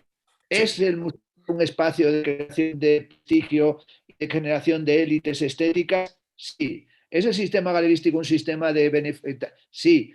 O sea, vamos a ver, cuando uno dice el arte es una necesidad que no tiene que ver con no es que lo usen las élites, joder, es que te inscribes en un sistema que es elitista, pero hay que decir una cosa, pero es que también la política es un sistema de élites y la ciencia Y el es un deporte. sistema, Y el deporte. y el deporte es elitista y la ciencia es elitista y la filosofía es el gran campo del elitista, es decir, todos los campos tienen una estructura de élites y de selección. Y como ha dicho Rafa, Lo que hay que saber es, por ejemplo, cuando se llega a un discurso que es el más tremendo. Hay que hacer arte para la gente, hay que hacer arte para todo el mundo. Y de repente viene ese agregado que es todo el mundo, ¿no? A mí cuando me dicen, pero es que no habléis para toda la gente, no habléis no habléis para... Y cuando sale la frase que más me jode, no te entiende la vecina del cuarto. Pero si es que a lo mejor vivo en un tercero y no hay vecinas del cuarto. ¿Y quién es la vecina? Y a lo mejor la vecina del cuarto es una catedrática de filología griega que lo que yo digo le parece una banalidad porque tiene una formación superior a mí y pertenece a la élite académico-filológica. Por tanto, yo tengo que pensar que cuando uno quiere matizar en estos temas, sabe que, vamos a ver, tú programas Morton Feldman, pensamientos verticales. Tú pones ahora, Matías prepara un concierto en un día en el que pone los conciertos de Brandenburgo de Bach, pone las variaciones Goldberg de Bach y de repente pone, para cerrar, como cierre de la pieza, los pensamientos verticales de Morton Feldman. ¿Qué va a pasar? ¿Qué puede pasar? Que la gente cuando viene los conciertos de Brandenburgo, cuando viene la versión de Goldberg, se va a quedar. Y a lo mejor cuando empieza a sonar Morton Feldman, como si pone Dios Carter, como si pone música contemporánea, va a haber una deserción y van a salir del teatro a todo correr. Y en el programa a veces hay que poner al principio un clásico, al medio un contemporáneo y cerrar con otro clásico, y cierras de repente cuando pones y cierras con una pieza de los Strauss o cierras con una pieza de Schubert, La Bella Molinera o no sé cuánto, la gente se traga el contemporáneo porque le has metido el otro. Y te dirán, ¿qué has hecho? Pues un poquito subir el listón a veces, joder, que también hay una parte pedagógica educativa, es decir, nadie nació sabiendo. Yo, por ejemplo, que procedo de una familia analfabeta, mis abuelos son en el diccionario, o sea, en el carnet de identidad que se ponía antes, analfabetos, y nadie en mi familia pudo estudiar, pues yo soy parte hoy de las élites culturales de un país y no lo voy a negar, y formo parte de las élites críticas y de ciertas élites que seleccionan cosas, además que me toca seleccionarlas, pero como resultado de la formación académica y de la formación académica en el espacio público. Pero si yo no me diera, si yo me considera alguien que se expresa, alguien que es un individuo, que eso, ¿cómo puedo pensar eso de mí mismo? Es que yo creo que son cosas distintas, Fernando. Yo creo que son cosas diferentes. O sea, una cosa es tú que te mueves dentro de este sistema, ¿no? Dentro de lo que es la universidad, estás en el Reina Sofía, haciendo crítica, haciendo yo qué sé, 1000 historias donde realmente sois 4 gatos. Pero el acto creativo, o sea, yo me refiero, cuando hablo hablo de ese impulso, el que lleva a un niño a crear, el que lleva a una persona a dibujar, el que lleva a alguien a crear, que luego se puede comercializar, puede haber una élite que quiera comercializar o no comercializar con eso, pero es que yo creo que la raíz es distinta. O sea, yo creo que son cosas que en un momento dado pueden converger, se pueden de alguna manera, pueden tener una relación parasitaria, puede haber una élite que se apropie de ese mercado, de ese arte, de esa creatividad para comprar, vender, comercializar, lo que sea, pero el impulso primigenio de alguien por empezar a pintar no es yo quiero formar parte de una élite. Yo no me siento que forme parte de una élite. ¿Qué es una? Bueno, vamos a empezar por acotar. ¿Qué es una élite? Porque vamos a empezar por acotar qué es una élite. Solo porque tienes tiempo para dedicar, solo porque tienes ese tiempo y esa confortabilidad de dedicarle al arte y no a descansar porque tienes un jornal de 16 horas, ya es que hay unos condicionantes socioeconómicos. Eso es cierto. Es decir, si analizamos, me lo estoy inventando, pero en los países donde hay más porcentaje de artistas, entiendo que puedan vivir de ellos son los que tienen más renta, porque hay más gente que puede gastarla. Mira, hay un documental, no sé si lo viste de unos artistas, performers en África. Sí, eso no están cabe. haciendo performance en África y yo qué sé. Y hay un montón de gente que ahora mismo seguramente nos está viendo. Sí. Son artistas que tienen que combinar su trabajo de camareros, de pizzeros, como he estado yo, de yo qué sé, la fábrica, donde sea. Y como he estado yo. Su lado creativo. Sí. Y no es ni élite ni pollas. Simplemente pintan, dibujan, crean porque les nace de dentro. Sí, ¿sabes? pero perdona, Matías, hay realidades, ahora va.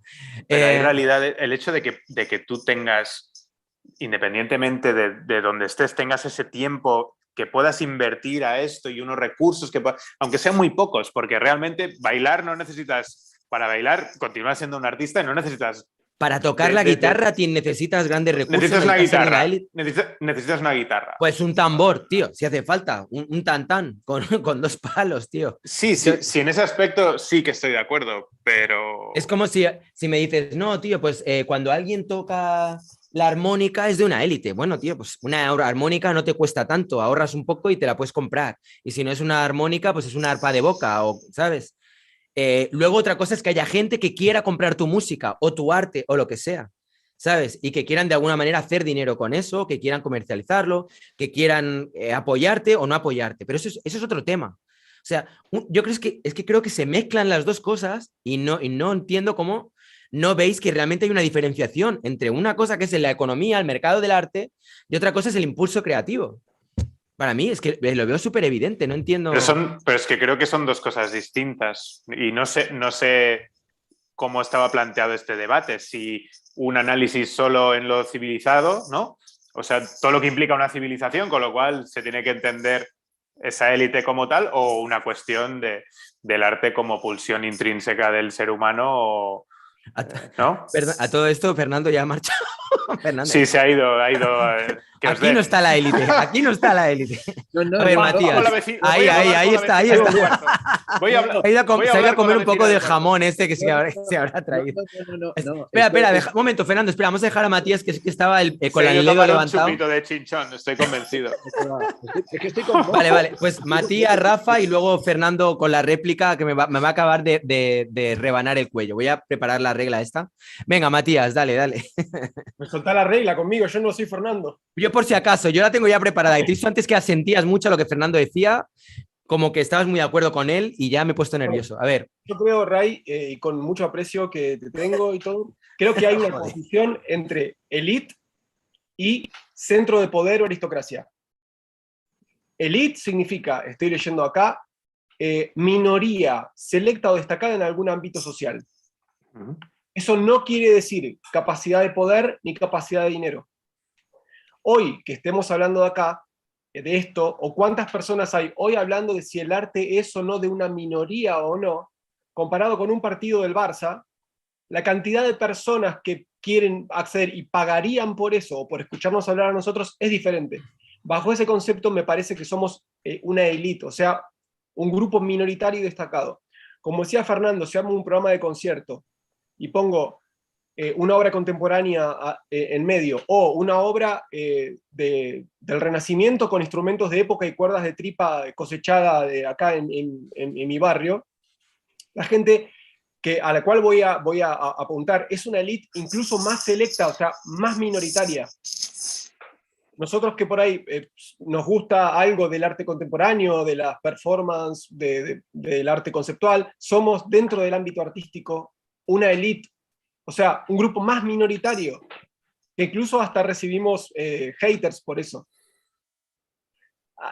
Ahí me parece que estoy con Fernando, con que sí, el arte es de unas minorías. Más allá a ver, pero yo en eso estoy de acuerdo. Pero es que para mí, ahora, o sea, el debate lo estás llevando por otro lado. Para lo que tú estás diciendo, lo comparto. Que somos una minoría, la gente que hacemos arte, eso es evidente. Bueno, pero otra cosa es que me digas... Sería muy extraño. Igual somos una élite. No digo que seamos ricos ni que seamos más poderosos que los demás. Ahora, yo sí estoy seguro que hay fuerzas extranjeras, si querés extraterrestres, que quieren construir el concepto de esa élite como el enemigo. Es la forma de construir un colectivo. Agrupo gente inventándome un enemigo. Y a ese enemigo abstracto le pongo el nombre de élite artística, entonces hashtag lo que se te ocurra. Esa es una forma de manipular masas. Entonces ahí te digo, bueno, no quiero ser élite, pero si élite lo tomás como lo que significa, que es un grupo minoritario selecto de personas en un ambiente social, el arte no puede no ser elitista. Otra cosa es que el impulso creador sea de cada uno y estén todos, porque si la cultura es una actividad que tiene que ver con la reflexión sobre la propia condición humana, todos tenemos esa posibilidad de reflexión, de vernos a nosotros mismos en el espejo, como, bueno, Narciso y etcétera, y preguntarme quién soy. Si de esa pregunta quién soy surge un experimento científico, una idea filosófica, o una pintura, o un concierto, bueno, entonces es un acto creativo y un acto cultural y puede ser artístico, ok, está bien. Y no hay más elitismo que uno solo. Si somos muchos los que lo hacemos dentro de una sociedad enorme, igual vamos a seguir siendo una élite, un grupo minoritario. A eso iba yo, y amíguense, por favor, Rayito y Fernando. Vale, La vale, es regla, que para mí el concepto de élite es diferente, pero Rafa, tú querías... Sí, es un apunte muy rápido y ahondando también un poco en lo que acaba de decir Matías. Tú decías ahí en un ambiente Flower Power que, ¿Cómo que Flower Power, tío? ¿Pero qué es así esto? como muy Flower Power, bueno, no te parezca mal. Yo hago arte para todo el mundo y eso no es una realidad. Tú no haces arte para todo. Puedes pensar que haces arte para todo el mundo, pero no es la realidad porque el interés del público no está todo en el arte. Es decir, hay personas que viven pues, exclusivamente para el fútbol, por ejemplo, y entonces que el arte pues, les da igual, no van a mostrar jamás el mayor interés por él o el menor interés por el mismo. Y exactamente igual con otros, pues habrá personas que estén enganchadas aquí a Telecinco y están siguiendo ahí los avatares de Rocito y de Antonio David y de Gran Hermano y de quién hizo de Doning con quién. A esas personas no les interesa el arte, o sea, tú puedes crear arte para ellos, pero a lo mejor no están para nada interesados, ni quieren aprender sobre ese tema. Entonces, claro que hay una élite que sí va a ser la que recibe el trabajo que tú realizas y que a lo mejor lo analiza, lo estudia y después puede crear un debate intelectual sobre ello. ¿Por qué estamos nosotros aquí? Pues porque este debate nos interesa a nosotros y a la gente que nos está siguiendo ahora mismo, a los 135 personas que nos están siguiendo ahora mismo Por cierto, dejar el like, por Dios, dejar y un dejar like. Ay, super ahora es el chat a momento. rayitos, haz el Venga, favor, ¿eh? va. Bueno, a esa gente les interesa lo que estamos diciendo, si no, no estarían aquí, estarían realizando cualquier otra actividad. Así que los debates intelectuales que nos interesan son propios de una élite. Esto lo decía, mira, Benjamin, que ya sabes que a mí me gusta mucho, pues en su libro Calle y Dirección Única dice lo siguiente.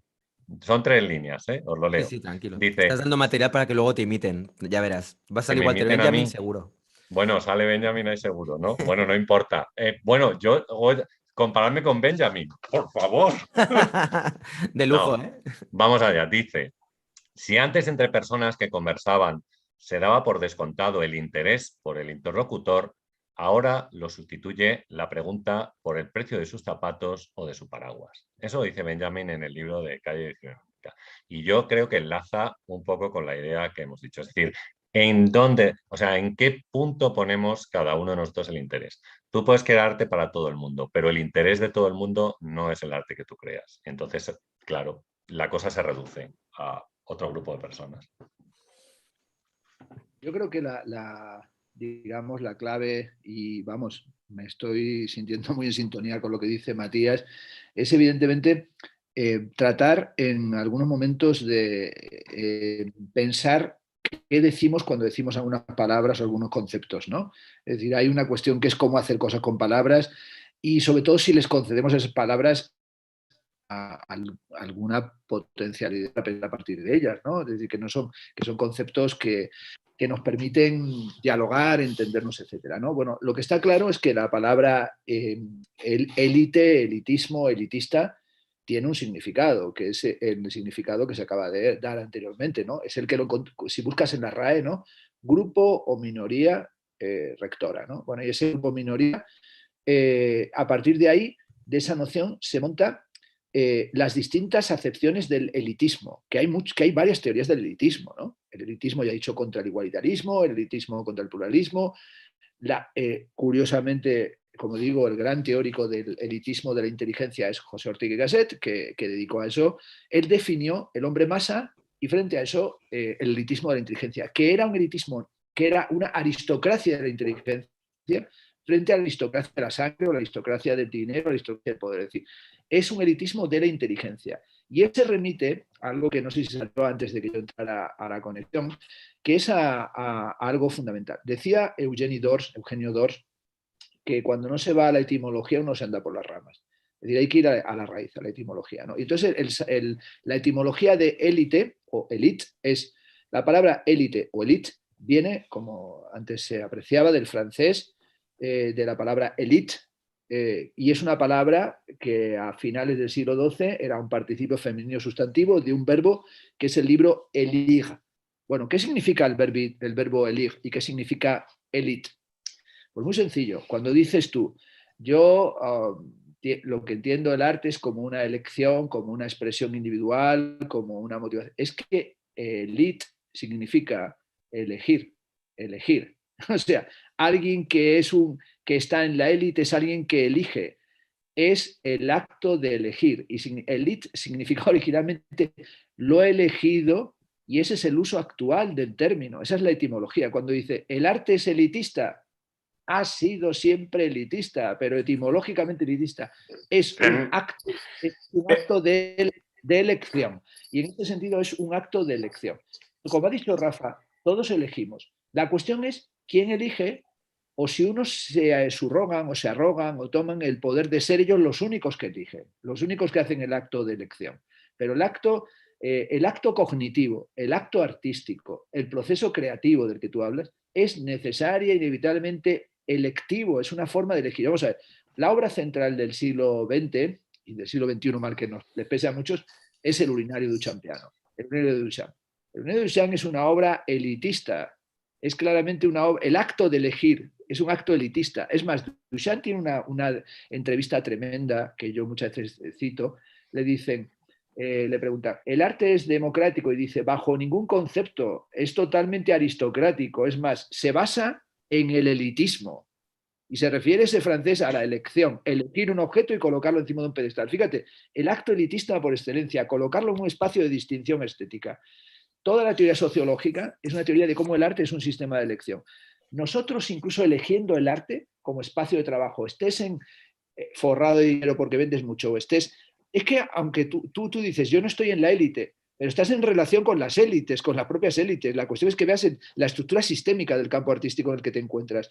No es lo mismo uno que está, qué sé yo, grabando con Universal o dando conciertos en el Lincoln Center, que uno que está teniendo que estar de profesor de piano en una pequeña escuela, en una pequeña provincia, en una pequeña región, qué sé yo, en un pueblo de Albacete, de la provincia de Albacete. Es decir, es que dentro de cada sistema artístico hay distintos lugares y distintas formas de estructuración económica. Pero hay una cuestión básica, y es que el acto artístico tiene que ver con la elección artística. Y es que también cuando se dice elitismo, aquello que se sale de lo común, es que el acto artístico se sale de lo común. Y este es el movimiento tan raro del arte. El arte es algo que se sale de lo común, porque si no era solamente lo común, sería lo habitual, lo previsible, el cliché, el estereotipo. El arte es la búsqueda, voy a llamarlo así, de lo inesperado, de lo inaudito, de lo que no ha sido escuchado, de lo imprevisto, de lo que no ha sido visto. Es ese coeficiente de rareza lo que hace que las obras nos saquen de nuestra cotidianidad. Y es al mismo tiempo un doble proceso. Por un lado es aquello que no es lo común, porque es lo que se llama extrañamiento, y luego quiere crear un mundo común que se llama sensus communis. Por eso el arte aspira a crear comunidad. Pero la comunidad que crea el arte es también la elección, lo que llaman afinidades selectivas, que es la forma de construir de la comunidad propia del juicio estético. Eso con perdón. Eso está en la base de la constitución del arte desde el siglo XVIII y desde la teoría estética de Baumgarten a la de Kant. O sea, lo atraviesa. Que uno luego quiera... O sea, luego yo entiendo la posición. Creo que, como ha dicho Matías, es el momento en el que uno... La cuestión fundamental es ¿qué queremos decir cuando decimos elitismo? Es decir, cada uno te dice, al margen de lo que sea el elitismo, yo entiendo todo lo que tú buscas, Rayitos. Tú lo que no quieres es aceptar las élites despótico-dinerarias o las élites despreciadoras, que a unos los consideran arriba, a otros abajo. Es decir, los que están ganando más dinero no tienen por qué ser en ningún caso aquello a lo que nosotros le concedamos el máximo valor en el sentido del valor estético. Tienen el máximo valor económico. Y nosotros podemos, yo por ejemplo, a mí me salía aquí, resulta que hay 100 personas, pero yo cuando veía YouTube me salía que nos estaban siguiendo solo 16 personas. Y estaba pensando, nuestra acción estaba siendo fabulosa porque nos estaba siguiendo una impresionante minoría.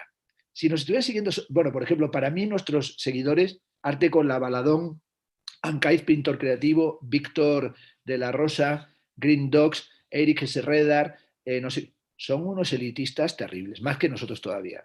Estos tíos son unos elitistas. Es decir, esta gente son unos elitistas. Llevan meses escuchándonos y además hasta metiendo comentarios en el chat. Está claro que Arte con la Baladón es un elitista terrible. Y Víctor, el venezolano, es un elitista de la de Jesucristo. Son unos elitistas. Y no hablo de su condición económica, pero no cabe ninguna duda que después de tantas horas que se han administrado de Rayitox, de Rafa y de todo lo que se ha metido entre pecho y espalda, son unos elitistas del copón bendito. Han oído hablar de Benjamin 400.000 veces. Son unos jodidos benjaminianos. O sea, esa gente, lo único que se puede hacer ya... Tú imagínate, por ejemplo, Víctor, que vive en Venezuela. Ya no puede hablar con el vecindario. Le hemos jodido la vida por culpa de Benjamin. Y a Arte con la Baladón, que ha escuchado la sesión mía sobre Arthur Danto, esa pobre mujer ya no puede salir a su pueblo, ya no puede salir por la ciudad. Entonces, y Ancais, pintor creativo, ya no es pintor ni creativo ni nada, porque es un elitista. Y los que te dan, y por ejemplo, los que te dan un superchat, ¿cómo los llamaríamos? Pues son unos hiperelitistas que lo único que hacen es dar superchats. ¿Qué es lo que tienen que hacer? El que da un like y el que mete un like ahí, decide poner un dedo y ha tomado una elección elitista. Son todos unos putos elitistas. El único que no es un elitista es Rayitox, que es una bellísima persona. Porque cabrón. Los otros... ¡Qué cabrón! Eres un elitista, pero eres un jodido elitista. O sea, y pensando contrario... A ver, no, un momento. No, pausa. O sea, yo soy elitista. Lo reconozco, ahora me he dado cuenta, soy elitista. Hombre, ¿viste? Claro, o sea, es que el problema está como siempre en la letra pequeña. O sea, por supuesto soy elitista, igual que todos los que estamos aquí, la gente que está en el público y los que estamos aquí ahora mismo debatiendo. Visto desde esta perspectiva, entendiendo elitista como algo minoritario, por supuesto el arte es minoritario y lo que estamos haciendo es minoritario y nosotros como grupo somos minoritarios. Ahora bien, como tú bien decías, yo cuando tengo en mente la élite, para mí es esta gente que tiene mucho dinero, que tiene mucho poder, que tiene la capacidad de poder, pues eso, hacer lo que quieran con el arte, que son los típicos que coleccionan, compran, venden, que se van a Basel, y etcétera, etcétera. Para mí a eso era lo que yo me refería con elitista. Y yo creía que todo el mundo cuando en el título pone el arte es elitista, se referían a eso. Como si el arte es algo solamente para ricos, para gente que están, pues eso, de clase alta. Entonces, ahí es donde yo de repente digo, bueno, ahí tenemos una diferencia porque yo considero que el arte, si bien esta gente de clase alta, ahora ya no sé cómo llamarlos, porque si todos somos élite, pues llamémoslos ricachones, no son los dueños del arte. O sea, tú puedes hacer arte y que esta gente quieran coleccionar tu trabajo o lo que quieras, pero... Mira, ¿qué es eso? que cada uno aquí con su arma, ¿no? Bueno, en fin, pero claro, desde la perspectiva como tú lo planteas, Fernando, o como lo ha planteado también Matías, o Rafa también, pues sí, obviamente somos elitistas en el sentido de que desde luego somos cuatro gatos. Ahí compro la idea y estoy de acuerdo. No sé si querías decir algo, Aleix. Bueno, a mí lo que ha dicho Matías, la definición de la que estamos partiendo, ahí yo le veo un error, porque si la práctica hace la diferenciación, cualquier cosa podría ser considerada elitista siempre que sea minoritaria, es decir, la costura, o podría ser el atletismo, ¿no? O podría ser cualquier otra cosa. Y creo que aquí le faltaría añadir, no sé el qué, probablemente... alguno de vosotros podrá añadir mucho más, pero partir todas estas definiciones que estamos dando de elitismo partiendo solo de la base de la definición esta que ha dado Matías, pues creo que hay una falacia lógica en el sentido de que cualquier cosa que no sea que lo hagamos todos, el 100% de los seres humanos, es decir, respirar, ¿no? Porque es, bueno, si hay alguien que no respira y entonces es una minoría, entonces la minoría selecta es el otro, ¿no? Entonces... no me sirve solo esa definición, sino que creo que se debería completar, no sé cómo, supongo que me ayudaréis vosotros, en completar esa definición para que no haya este error lógico que veo yo en estos malentendidos, ¿no? Porque claro, cualquier cosa que sea minoritaria ya es una élite. Sí, claro, por supuesto. Si Entonces, son creo que 4 no los que era se esto. comen los mocos, será la No, élite come mocos. Escuchadme, aclaremos que no Bueno, está Matías había levantado la mano, no es por cortarte, Fernando, pero le...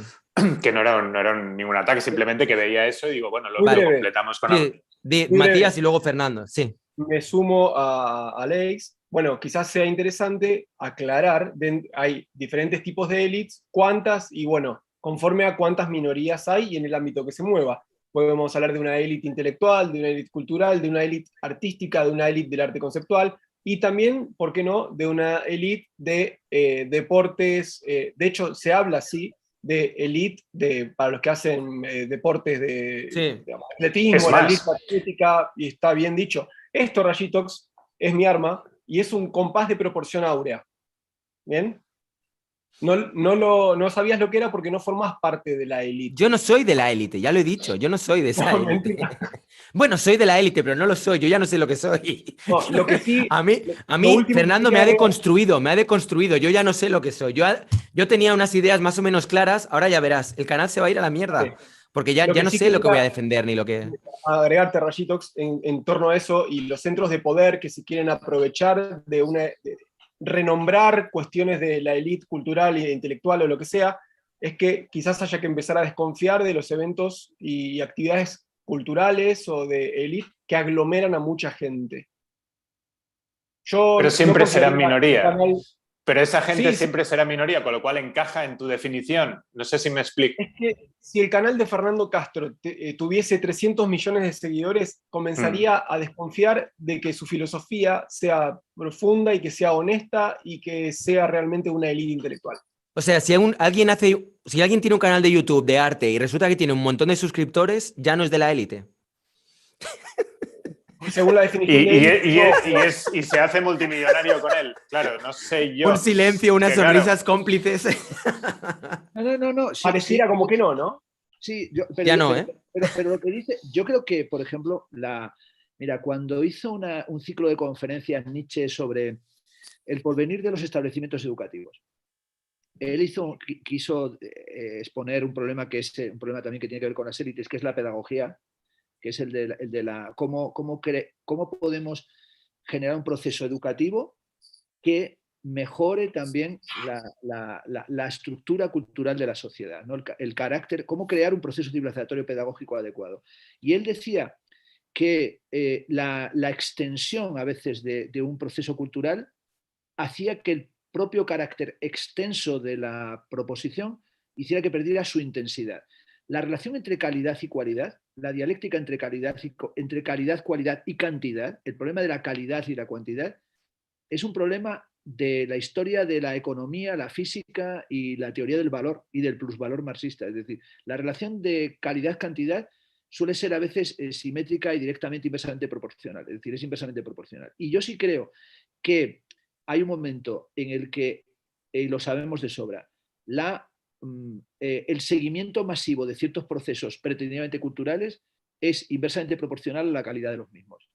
Pero vamos, es que creo que es algo que sería difícil refutarlo, porque ahí tenemos como la mayor parte de las cosas que tienen un éxito masivo, y ahí sí que me volvería elitista, suelen ser de una calidad cultural estética ínfima.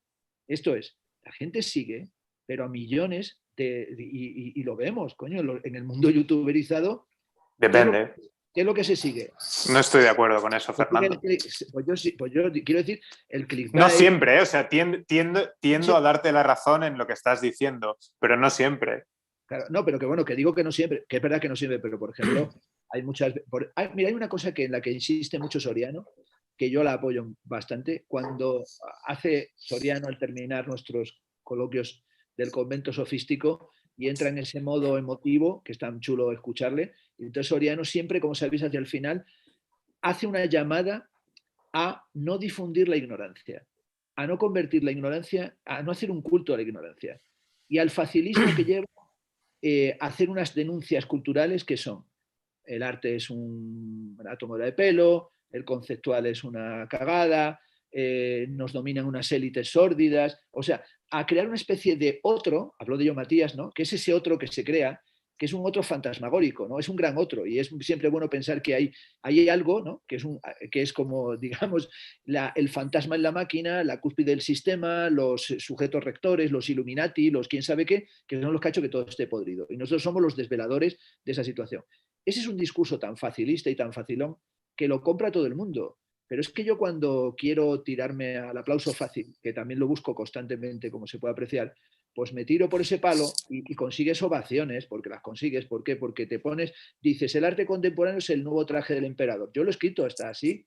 Entonces la gente dice, ¿qué razón tienes? Nos has enseñado que todo era una farsa y que finalmente tú eres el iluminado. Pero es que para ese viaje no hacen falta alforjas, es una obviedad de piano de cola. Entonces yo creo que hay un momento en el que la dimensión, sobre todo yo creo que hoy es qué es lo que nos interesa decir cuando queremos hablar del elitismo. El elitismo que antes se decía, decía, ¿verdad? Comentabas, Alex, decías, es que la definición que ha dado Matías es una definición extraña o no. Es que no es una definición que ha dado Matías, es el significado o la definición del término que no da Matías, que la da el diccionario de la Real Academia de la Lengua Española. Podemos ahora... Sí, y que da una definición común de la lengua, no una definición técnica de la... ¿no? Entiendo. Que da una definición, pero que podemos Busca la palabra libertad en la RAE y a ver si la puedes definir, o arte mismo, ¿no? decir, pero quiero decir que esa palabra tiene que ver también con el uso histórico que trae la palabra, y por eso hemos ido también al diccionario etimológico. Y es, no toda minoría es una élite. ¿No? Porque, por ejemplo, cuando yo me cruzo, por ejemplo, en el campo, hoy no los he visto, pero lo suelo ver, con 4 pastores o con 4 que andan por ahí, o yo mismo, ¿no? Cuando vamos mi mujer y yo por el campo recogiendo robellons, bueno, níscalos en otra parte se llama, no somos la élite de los níscalos, no somos las élites de las setas, porque entonces nosotros podíamos, en ese momento, imagínate que fuéramos nosotros, nos juntáramos nosotros 5 y estuviéramos tomando mate con Matías en Argentina y dijéramos de repente, somos la élite del mate. Seríamos 5 dementes, 5 flipados de la vida, porque lo fundamental es en la definición que da 3 palabras, ¿no? Minoría selecta o rectora. Es decir, la condición de esa minoría es que tiene carácter selecto o rector. Y es más importante su condición rectora que su condición selecta. ¿Qué significaría condición rectora en este caso? Bueno, que es la que dirige. Que tiene la capacidad, que la élite también tiene la capacidad de influencia, tiene una capacidad de incidencia. Es decir, ahí sí. Nosotros, por ejemplo, ahí está la clave, ahí está el tema. Cuando tú dices, nosotros somos una élite, pues nosotros, por ejemplo, mira, por ejemplo, nuestros canales, siendo claro, y antes me he venido arriba, pero me he equivocado, no somos elitistas, somos unos tristes mediocres, porque no tenemos ninguna capacidad rectora, joder, como se ha podido comprobar. Llevamos años predicando la buena nueva de que hay que ser menos dogmáticos en la relación con el arte contemporáneo y más pluralista. Importa poco. Cada vez que salimos, siempre nos surge, cuando no nos surge un dimo, nos surge un protodimo. Es decir, tenemos un daimon y un demon que van los unos y los otros. Es decir, cada poco... Mira, el otro día escuché por cierto, una entrevista de Dimo a un cura que hablando del arte, que me quedó muy impresionado. El cura ese del arte hay que invitarle a este canal, porque entonces ya hacemos el completo, pasamos del convento a la iglesia, que es más que el convento. Ahí sí regiríamos, ¿no? Regiríamos, porque el cura este que escuché, que es un cura, me pareció argentino, ese cura iba armado, iba con la bibliografía puesta y se había preparado a un nivel y habló de deconstrucción. O sea, Dimo puso cara de beatífico, no se estaba enterando el pobre de nada, pero realmente estaba con un cura. Y nosotros necesitamos aquí salir del mundo sofístico del convento Rayitos para ser una élite rectora. Menos mal que ha venido Matías, que le veo, necesitábamos un director de orquesta, ya tenemos un director. Tenemos todo lo que necesitamos. Un director de orquesta para ir al compás, para tener partitura. Tenemos a Alex, que nos va a ilustrar en todas las tendencias modernistas o moderneo hipsterista. Tenemos un benjaminiano que no sirve para nada, salvo para citar a Benjamin.